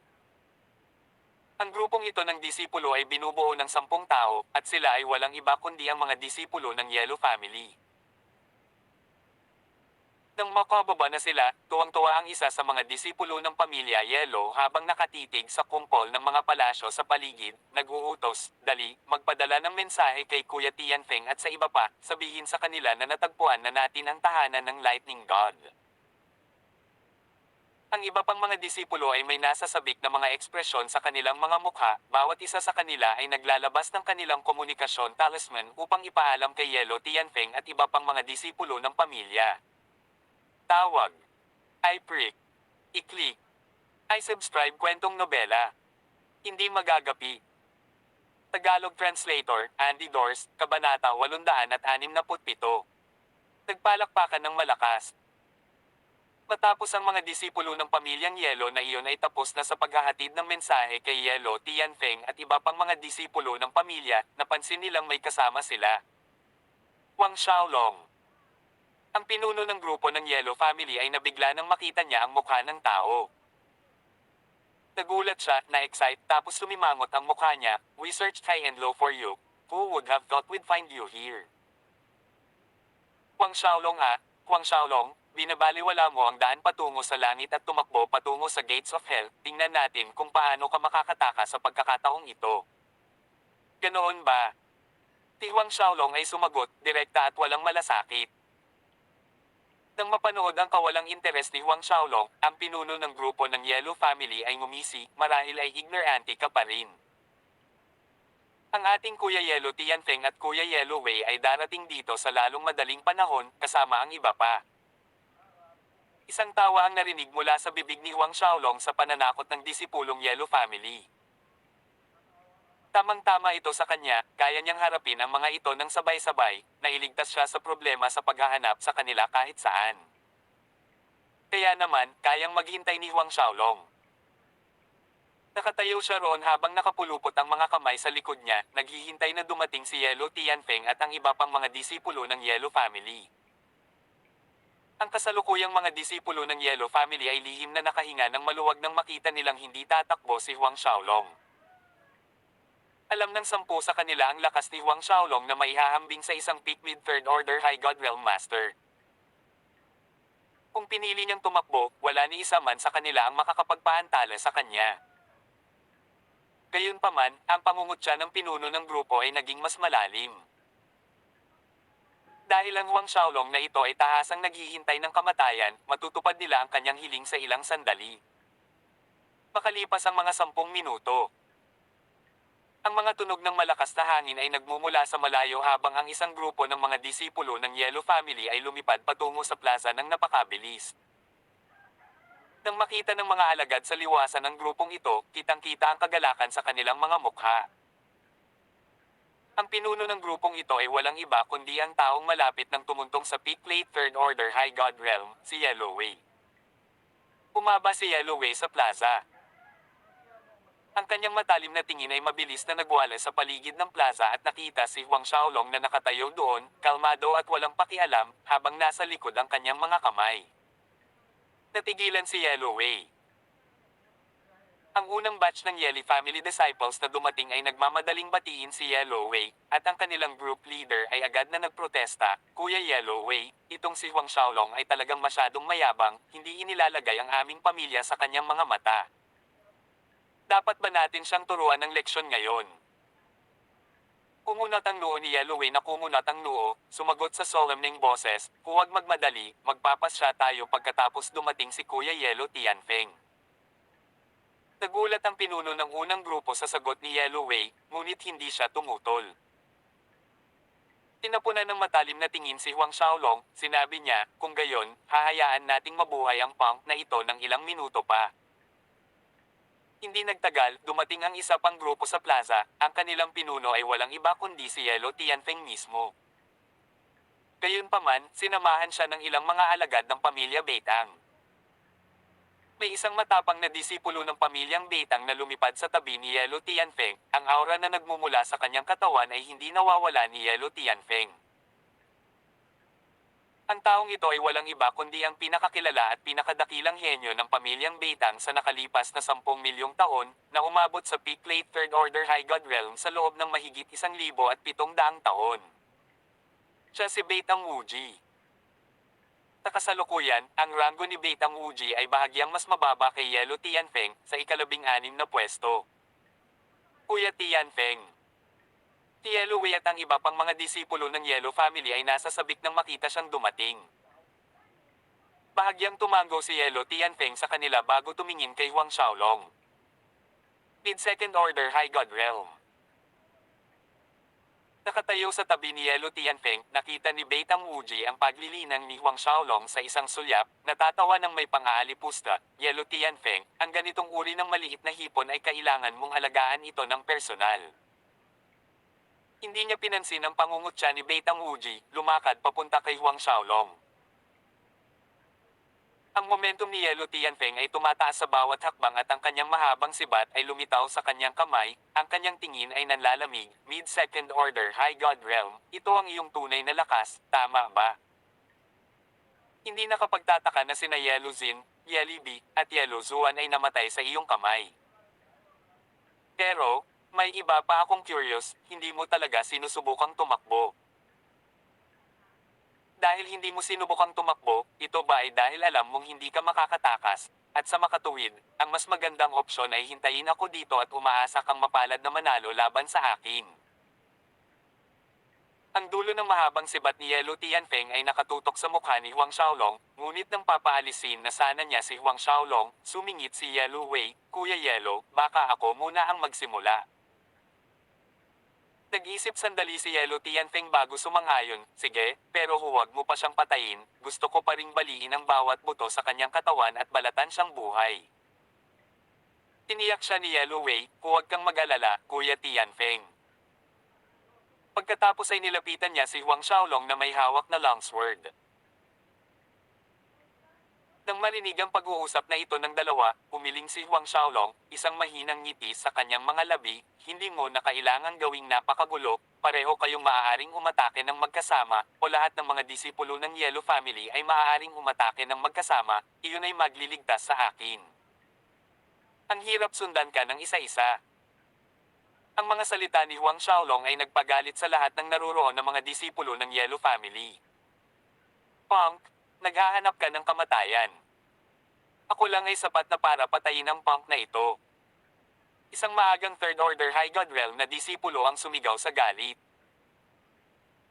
Ang mahabang espada ni Yellowwei ay biglang umalangaw-ngaw, nagbuga ng malinaw na nanginginig na ugong, isang nakakagulat na dagsa ng God Force ang umikot sa paligid niya. Pagbuo ng tibak ng 10,000 ahas. Itinutok ni Yellowwei ang kanyang espada kay Huang Xiaolong. Agad na nakita ng mga nakapaligid na disipulo ang mga ilaw ng espada na lumilipad, nanginginig habang sila ay sumipol sa hangin, nakahawig ng mga ahas na humahampas. Ang mga sword snake na iyon ay talagang bumuo ng isang sword formation. Ang mga ilaw ng espada ay hiniwa ang lahat ng puwersa ng kidlat sa pagitan ng dalawa, at dumating sa harap ni Huang Xiaolong sa isang kisap mata. Si Huang Xiaolong ay hindi nagbigay ng higit sa isang sulyap sa pag-atake ni Yellowwei.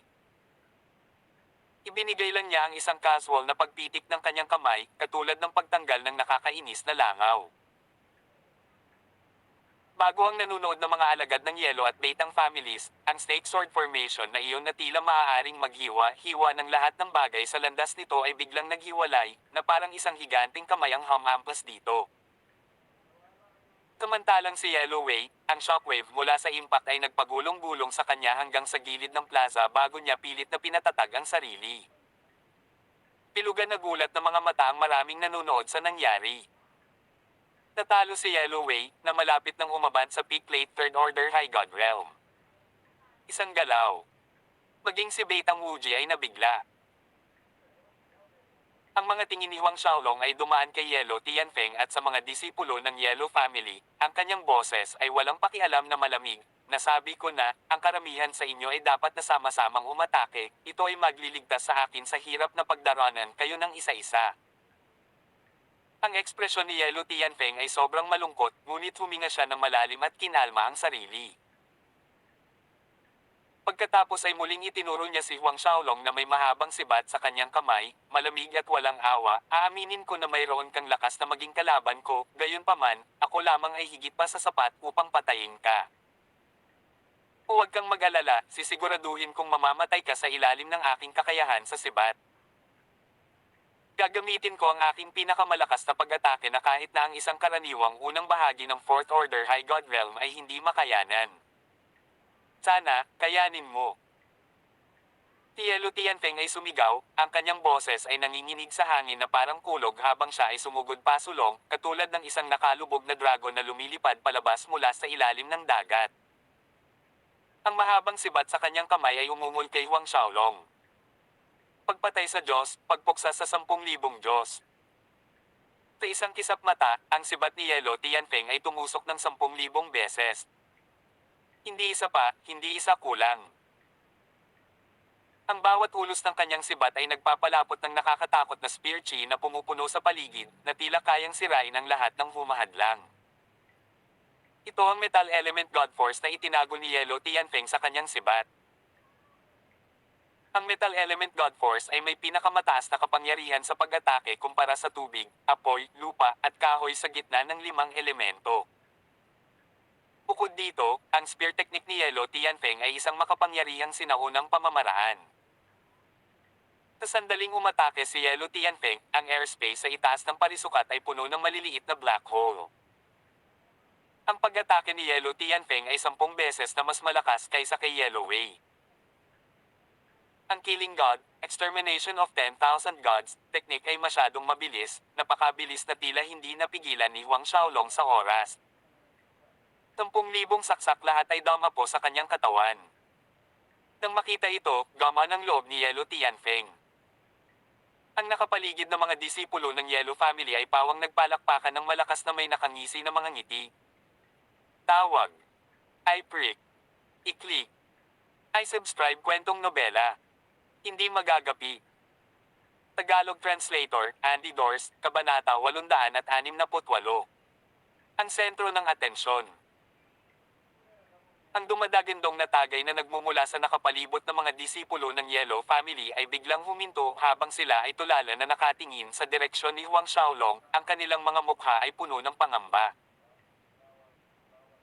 Yellow Tianfeng at ang ilan sa mga disipulo ng Yellow family ay natulala, nakatingin kay Huang Xiaolong na nakatayo pa rin roon matapos ang buong suntok ng pinakamalakas na pag-atake ni Yellow Tianfeng, halos hindi gumagalaw ng 1 pulgada. Maliban sa maraming maliliit na butas sa kanyang robe, ni isang buhok ay wala sa lugar. Wala man lang sugat na kasing laki ng karayom sa balat niya.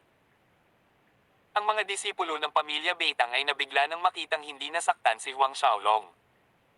Paano ito posible? Paano magiging malakas ang katawan ng tao sa ganitong lawak? Tiningnan ni Huang Xiaolong ang kanyang damit at tiyak na pinutol ang miserableng robe na may bahagyang panginginig ng kanyang katawan. Ang robe ay pumutok sa mga pira-piraso na nagpapakita ng kanyang matipunong katawan at ang itim at asul na mga ulo ng dragon sa kanyang likod na naglalabas ng mahinang demonyong aura. Pinigyan ni Huang Xiaolong si Yellow Tianfeng ng walang pakialam na tingin, Killing God Spear. Ito ang iyong pinakamalakas na pag-atake. Sobrang kulang sa opinyon ko. Pagkatapos ay idinagdag niya ang isa pang pangungusap, dahil hindi mo ako kayang patayin, kaya ko lang kayong lahat na patayin. Matapos sabihin iyon, ang Holy Dragon Supreme Godhead ni Huang Xiaolong ay nabuhay habang ang kanyang palad ay dumampi kay Yellow Tianfeng. Lupang Buddha Palm. Hindi mabilang na mga gintong Buddha ang lumipad palabas mula sa palad ni Huang Xiaolong, na naglalaman ng parehong kidlat at fire element God Force mula sa Holy Dragon Supreme Godhead. Tinindihan ng kidlat ang dagat ng apoy na nakaharang sa kalangitan. Habang pinagmamasdan ni Yellow Tianfeng ang kalangitan na puno ng mga gintong Buddha, kidlat, at apoy, ang takot ay bumabalot sa kanyang mukha. Damang-daman niya ang pawi sa kanyang mga palad habang mabangis niyang tinutusok ang kanyang mahabang sibat pasulong, na umaabot sa 10,000 saksak sa isang iglap. Ang bawat saksak ay tumago sa kalawakan, naglalabas ng metal na liwanag. Ngunit ang kanyang pagsisikap ay walang kabuluhan.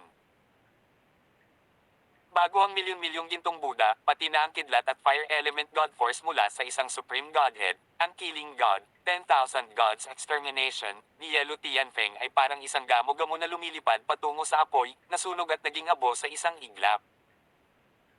Ang milyon-milyong gintong Buddha na sinamahan ng kidlat at fire element God Force ay bumasag kay Yellow Tianfeng. Ang kanyang katawan ay gumawa ng isang matalim na arko sa hangin at bumagsak sa gilid ng parisukat, pagkatapos ay gamulong, puminto lamang sa gilid ng isang bangin. Nang malinaw na tingnan ng lahat ang kalagayan ni Yellow Tianfeng, nakita nilang wala na ang kanyang banal na sandata. Ang taong iyon na umaaligid sa gilid ng bangin ay parang kinuha mula sa horno ng impyerno, na naglalabas ng mahinang amoy. Mula sa kanyang buhok hanggang sa kanyang mukha, at pababa sa kanyang mga paa, siya ay itim na parang uling. Halos hindi makilala ng mga disipulo ng Yellow at Beitang families ang nasunog na taong ito, humihinga na para bang ang susunod na hininga ay ang kanyang huling hininga, bilang si Yellow Tianfeng. Si Beitang Wuji ay sumipsip ng malamig na hangin, ang kanyang mukha ay hindi mapigil ang kumikibot ng ilang beses. Ito ba talaga ang pinakapangit na henyo ng Yellow family sa lahat ng panahon? Kasalukuyang nireranggo ang pang-14 sa listahan, ang parehong Yellow Tianfeng. Nagulat silang lahat. Nangilabot, nalulula. Ang mga ekspresyong ito ay hindi pinansin ni Huang Xiaolong habang hinihila niya si Yellow Tianfeng palapit sa kanya. Huang Xiaolong, ako. Tinubukan ni Yellow Tianfeng na magsalita, ngunit ang kanyang mga salita ay paulit-ulit, humihingal, walang nakakaalam kung gusto niyang magmakaawa kay Huang Xiaolong o pagbabantaan siya. Ang ekspresyon ni Huang Xiaolong ay walang malasakit gaya ng dati, direktang pinapagana ang kanyang Archdevil Supreme Godhead na lumalamon na kapangyarihan. Kaagad, ang dugo ng buong katawan ni Yellow Tianfeng, pati na ang kanyang God Force, ay sumugod sa katawan ni Huang Xiaolong. Ang maliwanag na boses ni Yellow Tianfeng ay nawala ng tuluyan. Sa Ian Square, ang patriarch ng pamilya Yellow, Yellow Chufei, at iba pang miyembro ng pamilya Yellow ay binibigyang pansin ang pangalan sa ika-14 na lugar, Yellow Tianfeng, gayon din ang pangalan ni Yellow Wei sa ika-85 na lugar. Mukhang ang ika-14 na pwesto ang pinakamahusay na makakamit ng Tianfeng. Umiling si Yellow Chufei. Ang totoo, hindi siya nasiyahan dito. Inalo ni Yellow Tianhao, huwag mag-alala si Itay, may higit pa sa isang buwan, may pagkakataon pa si Kuya na makapasok sa nangungunang 10. Umaasa ako. Napabuntong hininga si Yellow Chufei nang, bigla na lang, nanlamig ang buong pagkatao niya na nanlalaki ang mga mata, nakatingin sa listahan ng rangkang. Halos magkasabay na napansin ni Yellow Tianhao at ng Yellow Family Grand Elders ang pagbabago sa listahan ng rangkang. Ang pangalan na nagniningning sa ika-14 na lugar, nagniningning gaya ng araw, ay nagsimulang lumabo bigla. Bumaba ang liwanag nito hanggang sa tuluyang madilim ang pangalan. Pagkatapos, ang pangalan ni Yellow Tianfeng ay sumabog, nawala mula sa listahan ng ranggo na katulad ng isang namamatay na araw, ang huling kinang nito ang nagpapaliwanag sa buong kalangitan ng Ian Square. Halos kalahati ng populasyon ng Ian City ang nakasaksi sa eksenang ito. Dati, nang mamatay si Siang Mingji, nakakagulat ang maliliwanag na fireworks na nilikha nito, ngunit ang epekto ay nabawasan ng malaki kumpara kay Yellow Tianfeng. Maraming mga tingin mula sa iba't ibang direksyon ang nakatingin sa sumasabog na araw, natulala sa lugar. Ang principal ng Azus Dragon Institute na sina Qin Yi, Feng Yang, at mga elder ng Wango clan ay natulala. Ang eksenang ito ng sumasabog na araw ay ang tanging eksenang makikita sa kanilang mga mag-aaral, at nagkakaisa, isang pag-iisip ang dumagundong sa isipan ng mga taong ito, ang Yelo Tianfeng ng ika-14 na lugar ay bumagsak. Isang henyo na maaaring tumaas para maging isang hegemon sa isang kalawakan, patay na. Pagkalipas ng mga segundo na parang mga dekada, ang nakakagulat na pagsabog sa itaas ng Ian Square ay humupa at ganap na nawala. Nang mawala na ang lahat, bumagsak ang realidad. Ang nakakapandamdam na sigaw ni Yellow Chufei ay tumago sa hangin, hindi. Ang napakalaking parisukat ay kakaibang tahimik, tanging ang boses ni Yellow Chufei ang umalingaw sa mga tainga ng karamihan. Ang ilan ay umiling sa pakikiramay, ang ilan ay natutuwa sa kasawian ng iba, at ang isang maliit na bilang ay naawa. Sa oras na ito, isa pang pagsabog ang umalingaw sa kalangitan. Agad namang napalingon ang lahat. Sa ika-85 na lugar, ang pangalan ni Yellow Wei ay sumabog pagkatapos ng Yellow Tianfeng mula sa listahan ng rango. Ang mga singsing ng liwanag ay umaalon na parang mga alon sa ibabaw ng dagat. Sa panonood nito, ang puso ni Yellow Chufei at ng lahat ng miyembro ng Yellow family ay nabugbog sa kalungkutan at sakit, mga luhang nagbabantang tumulo mula sa kanilang mga mata. Hindi, imposible, imposible. WHO. Sino ba? Papatayin ko siya, lipulin ang kanyang siyam na henerasyon, sirain siya. Si Yellow Chufei ay umungal, ang galit at pot ay nagpanginig sa kanyang boses. Pagkatapos, isa pang matinding pagbabago ang naganap sa listahan ng rango. Isang maliwanag na liwanag ang sumikat sa ika-23 pwesto habang may lumitaw na pangalan. Nagmamadaling itinoon ng lahat ang kanilang atensyon sa lugar na ito. Nang bumaba ang liwanag, 3 karakter ang lumitaw sa kanilang mga mata, Wang Xiaolong. Wang Xiaolong. Parehong natigilan sina Wang Gushuo at Wang Gu Changqing. Ang principal ng Asher Dragon Institute na si Qin Yi at ang kanyang panganay na alagad na si Zheng Chu ay parehong natulala habang nakatingin sa pangalang ito. Hindi kalayuan sa kanila, si Feng Yang, Liu Yun, at Qi Wen ay nakatulala sa pangalan. Wang Xiaolong. Halos sabay na pinunasan ni na Feng Yang at Qin Yi ang kanilang mga mata. Ilang saglit pa ay muli nilang kinusat ang kanilang mga mata. Nagpalitan ng tingin sina Wang Gushuo at Wang Gu Changqing ngunit walang sinabi. Halos isang kapat ng oras ng insenso ang lumipas, ngunit ang pangalan ni Wang Xiaolong ay naglabas ng isa pang maliwanag na kislap, umakyat sa ika-22 na pwesto, pagkatapos ay kumislap hanggang sa ika-21 na pwesto, muli, at muli. Ika-20, ika-19, ika-18. Ang pangalan ni Wang Xiaolong ang sentro ng atensyon. Ang lahat ng mga master sa Ian Square ay nagpipigil ng hininga nang hindi nila namamalayan, tulala na nakatingin sa pangalan ni Wang Xiaolong na unti-unting tumataas. Ang bawat hakbang ay tila natural, ngunit napakaganda. Kawakas, puminto si Wang Xiaolong sa ika-16 na pwesto.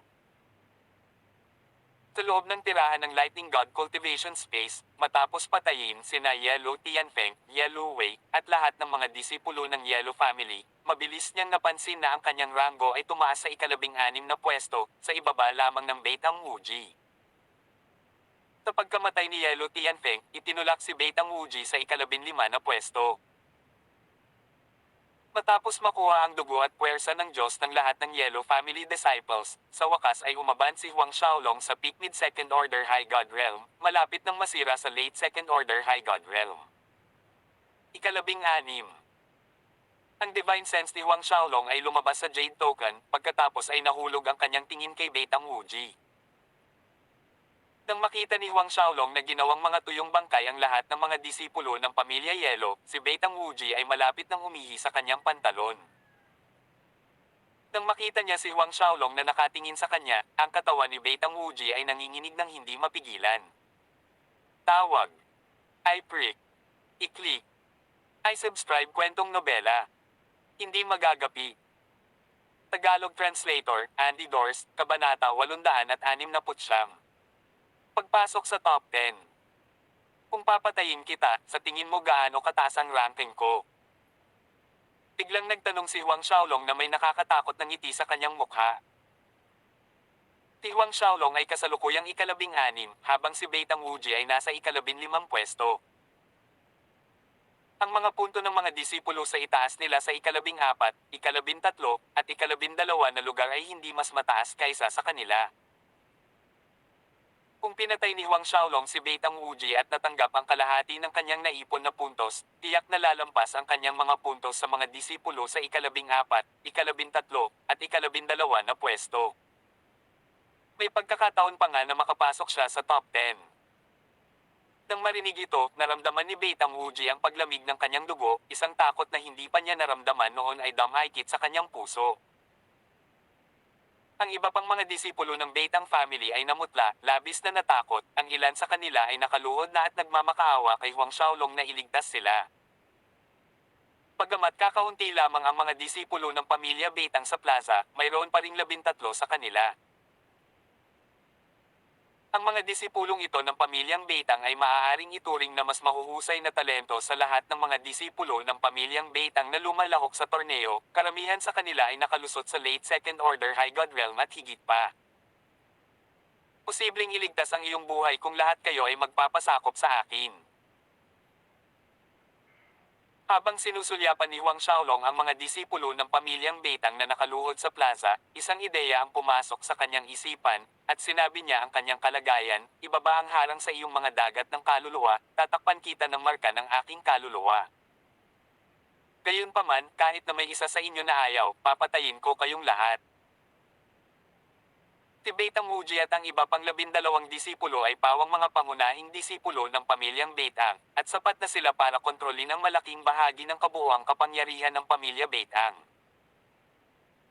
Kung magtagumpay siya sa paghahari sa 13 Beitang family disciples na ito, maaaring gamitin ni Huang Xiaolong ang kapangyarihan ng Beitang family laban sa Yellow family. Nang marinig ni Beitang Wuji at ng iba pang mga disipulo ang gustong gawin ni Huang Xiaolong, namutla ang kanilang mga mukha. Imposible. Tumili si Beitang Wuji. Hindi pwede. Ang mga labi ni Huang Xiaolong ay kumerba sa isang walang pakialam na ngiti. Ang kanyang Archdevil Supreme Godhead ay umikot ng napakabilis at si Beitang Wuji ay hinailan ng isang hindi mapaglabanan na puwersa patungo sa harapan ni Huang Xiaolong. Devil Blade Piercing Sky. Ang Fire Element God Force ay lumundag habang ang kanyang mga kamay ay magkadikit, pinalamutian ng isang dambuhalang malademonyong talam na tila tumatago sa kalangitan sa itaas. Sa sandaling lumitaw ang talam ng demonyong ito, ang nakapalibot na puwersa ng kidlat ay naging lubhang marahas. Sa katawan ng talam ng Diablo ay isang uri ng sinaunang strip ng Diablo na namimilipit, na parang buhay ang mga karakter. Sa sandaling ang Devil Blade ay ganap na napako, pinutol ni Beitang Wuji ang ulo ni Huang Xiaolong na may baluktot na ekspresyon. Itinulak sa isang sulok ng pakiramdam ng napipintong kamatayan, hindi na niya itinago ang kanyang tunay na lakas. Ang Devil Blade Piercing Sky Art na ito ay isang kasanayang natamo niya sa isang Devil Cavern. Pagkatapos niyang magtagumpay sa paglinang ng sining ng talim na ito, ginamit niya ito upang patayin ang dalawang unang mga disipulo ng Fourth Order High God Realm sa nakaraan. Mamatay, mamatay, mamatay. Ang mga mata ni Beitang Wuji ay uhaw sa dugo na escarlata. Ang panunood kay Beitang Wuji ay talagang nagtagumpay sa pagtakas sa kanyang suction force sa pamamagitan ng pagsunog ng kanyang esensya ng dugo, maging sa pagpapakita ng kanyang Devil Blade Piercing Sky Art, si Huang Xiaolong ay talagang nagulat. Ngunit sa sumunod na segundo ay nanunuya siya, ang Light Element God Force ng kanyang Golden Buddha Supreme Godhead ay damaloy palabas, binalot si Huang Xiaolong ng purong orient na liwanag. Sa mata ng mga disipulo ng pamilya Beitang, sa sandaling ito, si Huang Xiaolong ay kahawig ng isang venerated Buddha of Light mula sa sinaunang nakaraan. Ang Light Element God Force ay bumaha mula sa bawat pulgada ng katawan ni Huang Xiaolong. Lahat ng nahawakan ng liwanag ay dinalisay. Ang mabangis na Devil Blade na iyon at ang napakalaking Devil Chi nito ay agad na nalinis sa segundong nakipag-ugnayan sila sa Light Element God Force ni Huang Xiaolong. Higit pa rito, ang Purified Devil Chi ay naging bahagi ng God Force ni Huang Xiaolong. Ang script ng Diablo na namimilipit sa talon ng Diablo ay talagang sumisigaw at umuungal, na puno ng hindi napigil ang takot, at sa wakas ay bumagsak, na nilinis ng Light Element God Force ni Huang Xiaolong. Si Beitang Wuji ay nakamasid ng hindi makapaniwala habang ang kanyang pinakamalakas na pag-atake na ipinakita sa halaga ng pagsunog ng kanyang esensya ng dugo ay napakadaling tinanggal ni Huang Xiaolong. Ang takot sa mga mata ni Beitang Wuji ay nadagdagan ng 100 beses, ang kanyang boses ay nanginginig, Light Element God Force. Ang iyong God Force, maliban sa mga elemento ng kidlat at apoy, nandyan pa rin ang elemento ng liwanag. Ang Diyos-Diyosa ni Huang Xiaolong ay may tatlong magkakaibang elemento. Para kay Beitang Wuji, ito ay isang bagay na hindi kailanman narinig. Ang Godhead ng High God Realm Master, mas madalas kaysa sa hindi, ay nagtataglay lamang ng isang uri ng God Force. Tanging ang mga halimaw na mga henyo lamang ang maaaring mag-condense ng isang Diyos na may dalawang uri ng puwersa ng Diyos. Sa pagkakaalam ni Beitang Wuji, sa hindi mabilang na mga kalawakan, sa 10-10 milenya, ang mga magsasaka na may tatlong uri ng God Force ay mas bihira kaysa bihira, mabibilang sila lahat sa pamamagitan ng mga daliri sa magkabilang kamay. Ang kanilang pamilyang Beitang ay umiral ng ilang 10-10 milenyo, ngunit hindi kailanman nagkaroon ng isang henyo ng ganitong kalibre na ipinanganak mula sa kanilang pamilya. Ang iba pang mga disipulo ng Beitang family ay natulala na nakatingin kay Huang Xiaolong. God Force ng elemento ng kidlat, God Force ng elemento ng apoy, at God Force ng light element. Tumingin si Huang Xiaolong sa grupo ng mga natulala na mga disipulo ng pamilyang Beitang at casual na tinapik ang kanyang daliri sa hangin. Ang metal na elemento ng God Force ay umagos palabas, na naging isang gintong metal na espada na 10,000 zang ang haba. Metal Element God Force. Naririnig ni Beitang Wuji ang sarili niyang nanginginig na boses, nakaramdam ng bigat sa kanyang dibdib, while your Godhead, may 4 na uri ng God Force. Mayroon pa ring iba pang mga cultivator na may 3 uri ng God Force, ngunit ang pagkakaroon ng 4 na uri ng God Force ay hindi pa nagagawa. Sa kasaysayan ng maraming kalawakan, wala pang lumitaw na sino man na may 4 na uri ng God Force, ngunit ngayon, nakita ni Beitang Wuji ang gayong tao. Ang iba pa sa mga disipulo ng pamilya Beitang ay nakadama ng mas malaking pagkabigla kaysa kay Beitang Wuji. Umiling si Huang Xiaolong habang pinapanood ang reaksyon ni Beitang Wuji, hindi nagabala na magpakita ng ibang uri ng God Force. Sa pamamagitan ng pagwagayway ng kanyang kamay, ang 10,000 zang metal element God Force sword ay tumagos sa kalawakan, tumagos sa noo ni Beitang Wuji. Pagkatapos, sa pagkontrol sa metal na espadang iyon, isa-isang tinuhag niya ang ulo ng mga disipulo ng pamilya Beitang. Gayunpaman, sa ilalim ng tumpak na kontrol ni Huang Xiaolong, ang mga disipulo ng pamilyang Beitang ay buhay pa, kasama si Beitang Wuji. Ang kanyang Archdevil Supreme Godhead ay umikot, na bumubuo ng isang higanting lumalamon na whirlpool sa itaas ng grupo ng mga disipulo. Mabilis na umalis si Beitang Wuji at ang esensya ng dugo at puwersa ng Diyos ng iba pang mga disipulo sa kanilang katawan, damaloy sa higanting lumalamon na whirlpool at pagkatapos ay sa katawan ni Huang Xiaolong, na naging God Force. Pagkaraan ng ilang sandali, ikinalat ni Huang Xiaolong ang lumalamon na whirlpool. Katulad ni Yellow Tianfeng at ng mga disipulo ng Yellow Family na nauna sa kanila, si Beitang Wuji at ang mga disipulo ng Beitang Family ay naging mga tuyong bangkay. Ang Divine Sense ni Huang Xiaolong ay pumasok sa Jade Token. Matapos patayin si Beitang Wuji at ang mga disipulo ng pamilyang Beitang, muling tumaas ang kanyang mga naipong puntos, na pumasa sa 14 na pwesto, 13, 12, 11. Kawakas ay huminto siya sa 8 pwesto, pinabagsak si Jiang Xiaozo ng Tempest Academy sa 9 na pwesto. Ang 8 pwesto. Ang resultang ito ay hindi naging sorpresa kay Huang Xiaolong. Sa isang simpleng pagpitik ng kanyang daliri, bumaril ang isang piraso ng Fire Element God Force, na sinunog ang lahat ng mga bangkay sa lupa. Pagkatapos ay nawala siya sa kultibasyon ng Lightning God na naninirahan sa isang kisap mata. Nang ibagsak ni Huang Xiaolong ang dating 8th place Jiang Xiaozo sa 9 na pwesto, nagkagulo ang Ian Square. Si Wango Shuo at ang iba pang Wango clan elders ay natulala. Nanlaki ang mga mata ni Qin Yi na parang mga kamao sa gulat. Si Feng Yang ay paulit-ulit na bumubulong sa kanyang sarili, ngunit walang nakakaalam sa kanyang sinasabi. Bawat sulok ng plaza ay pinag-uusapan ng tungkol kay Huang Xiaolong habang sinusubukang alamin kung saang kalawakan nagmula ang Huang Xiaolong na ito, saang pamilya siya, aling mga alagad ng puwersa siya. Tawag. I-prick. I-click. I-subscribe kwentong nobela. Hindi magagapi. Tagalog Translator, Andy Dors, Kabanata 870. Ang pinakamataas na maaabot niya ay ang ika-8 pwesto. Itong si Huang Xiaolong, hindi kaya siya nasugatan ng husto matapos patayin si Xiang Mingji.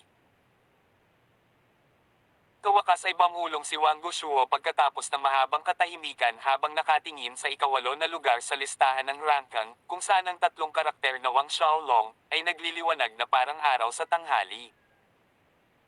Pagkatapos ay huminga siya ng mabigat, hindi lang siya nasugatan, nakalusot din siya. Ito ang tanging makatwirang paliwanag. Yellow Tianfeng, Beitang Wuji, ang kultibasyon ng dalawang disipulong ito ay nasa peak late Third Order High God Realm, ngunit namatay pa rin sila sa kamay ni Huang Xiaolong. Kumislap ang mga mata ni Wang Guji, itong si Huang Xiaolong, isa na ba siyang Fourth Order High God Realm ngayon?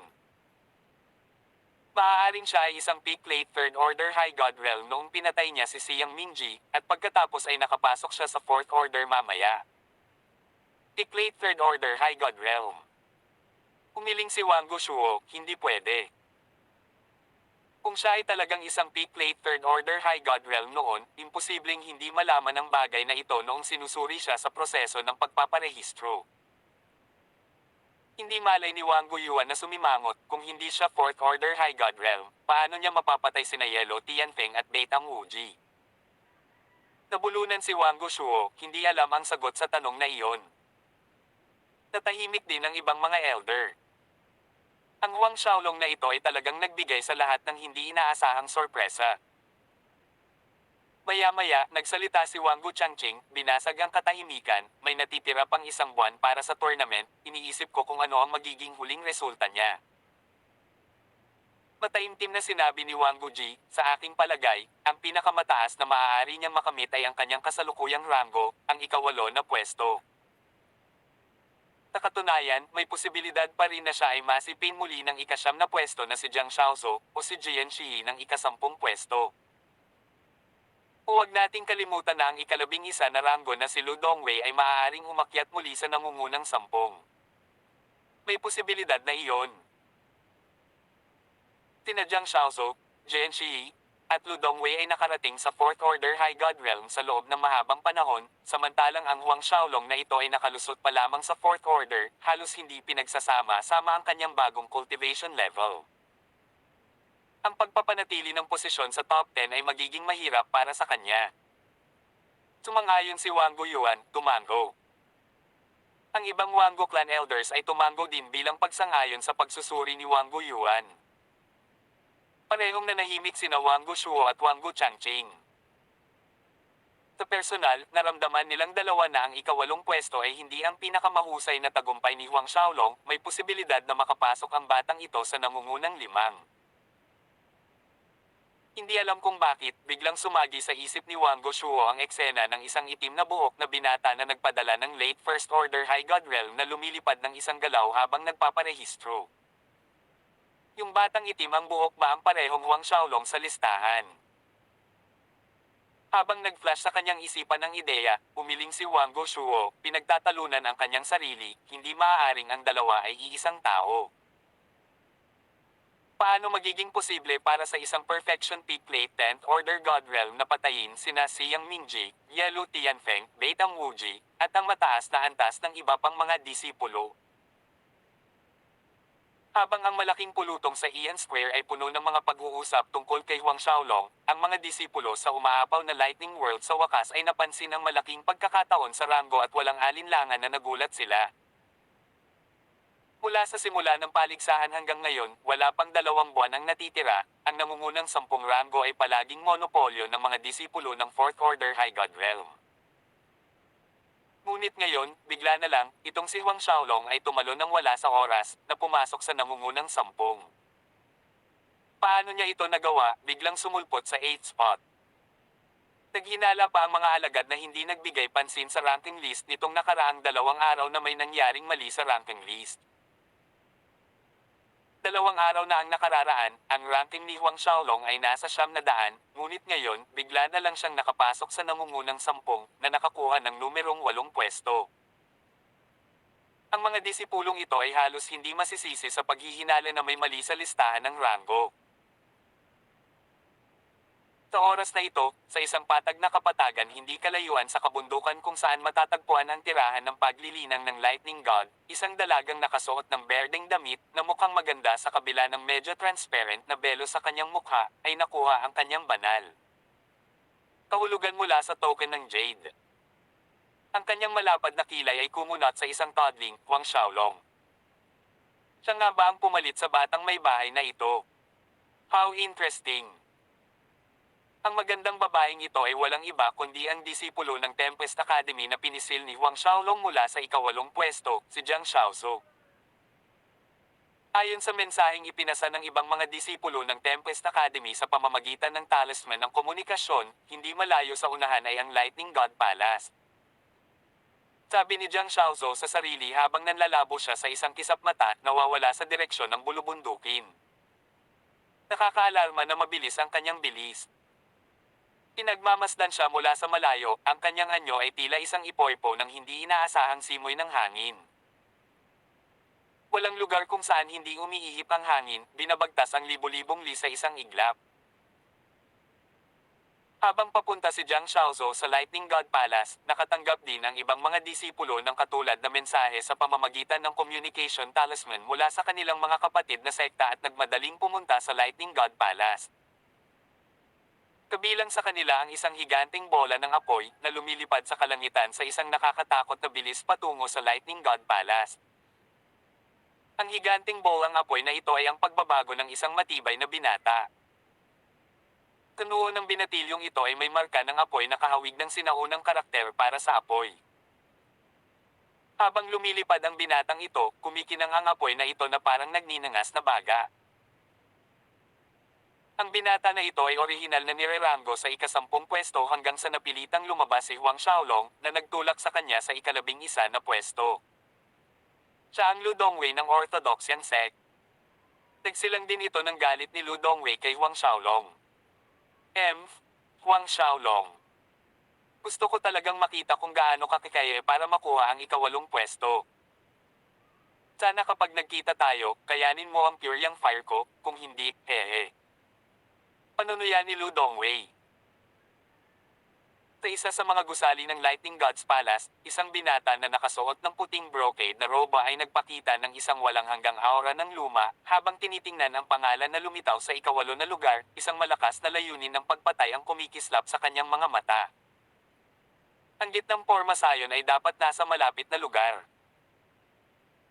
Ang puting brocade na robe na binata ay matamang tumingin sa paligid, huminga ng malalim, hanggat nahanap ko ang gitnang porma sayon, ang tahanan ng paglilinang ng Lightning God na ito ay akin.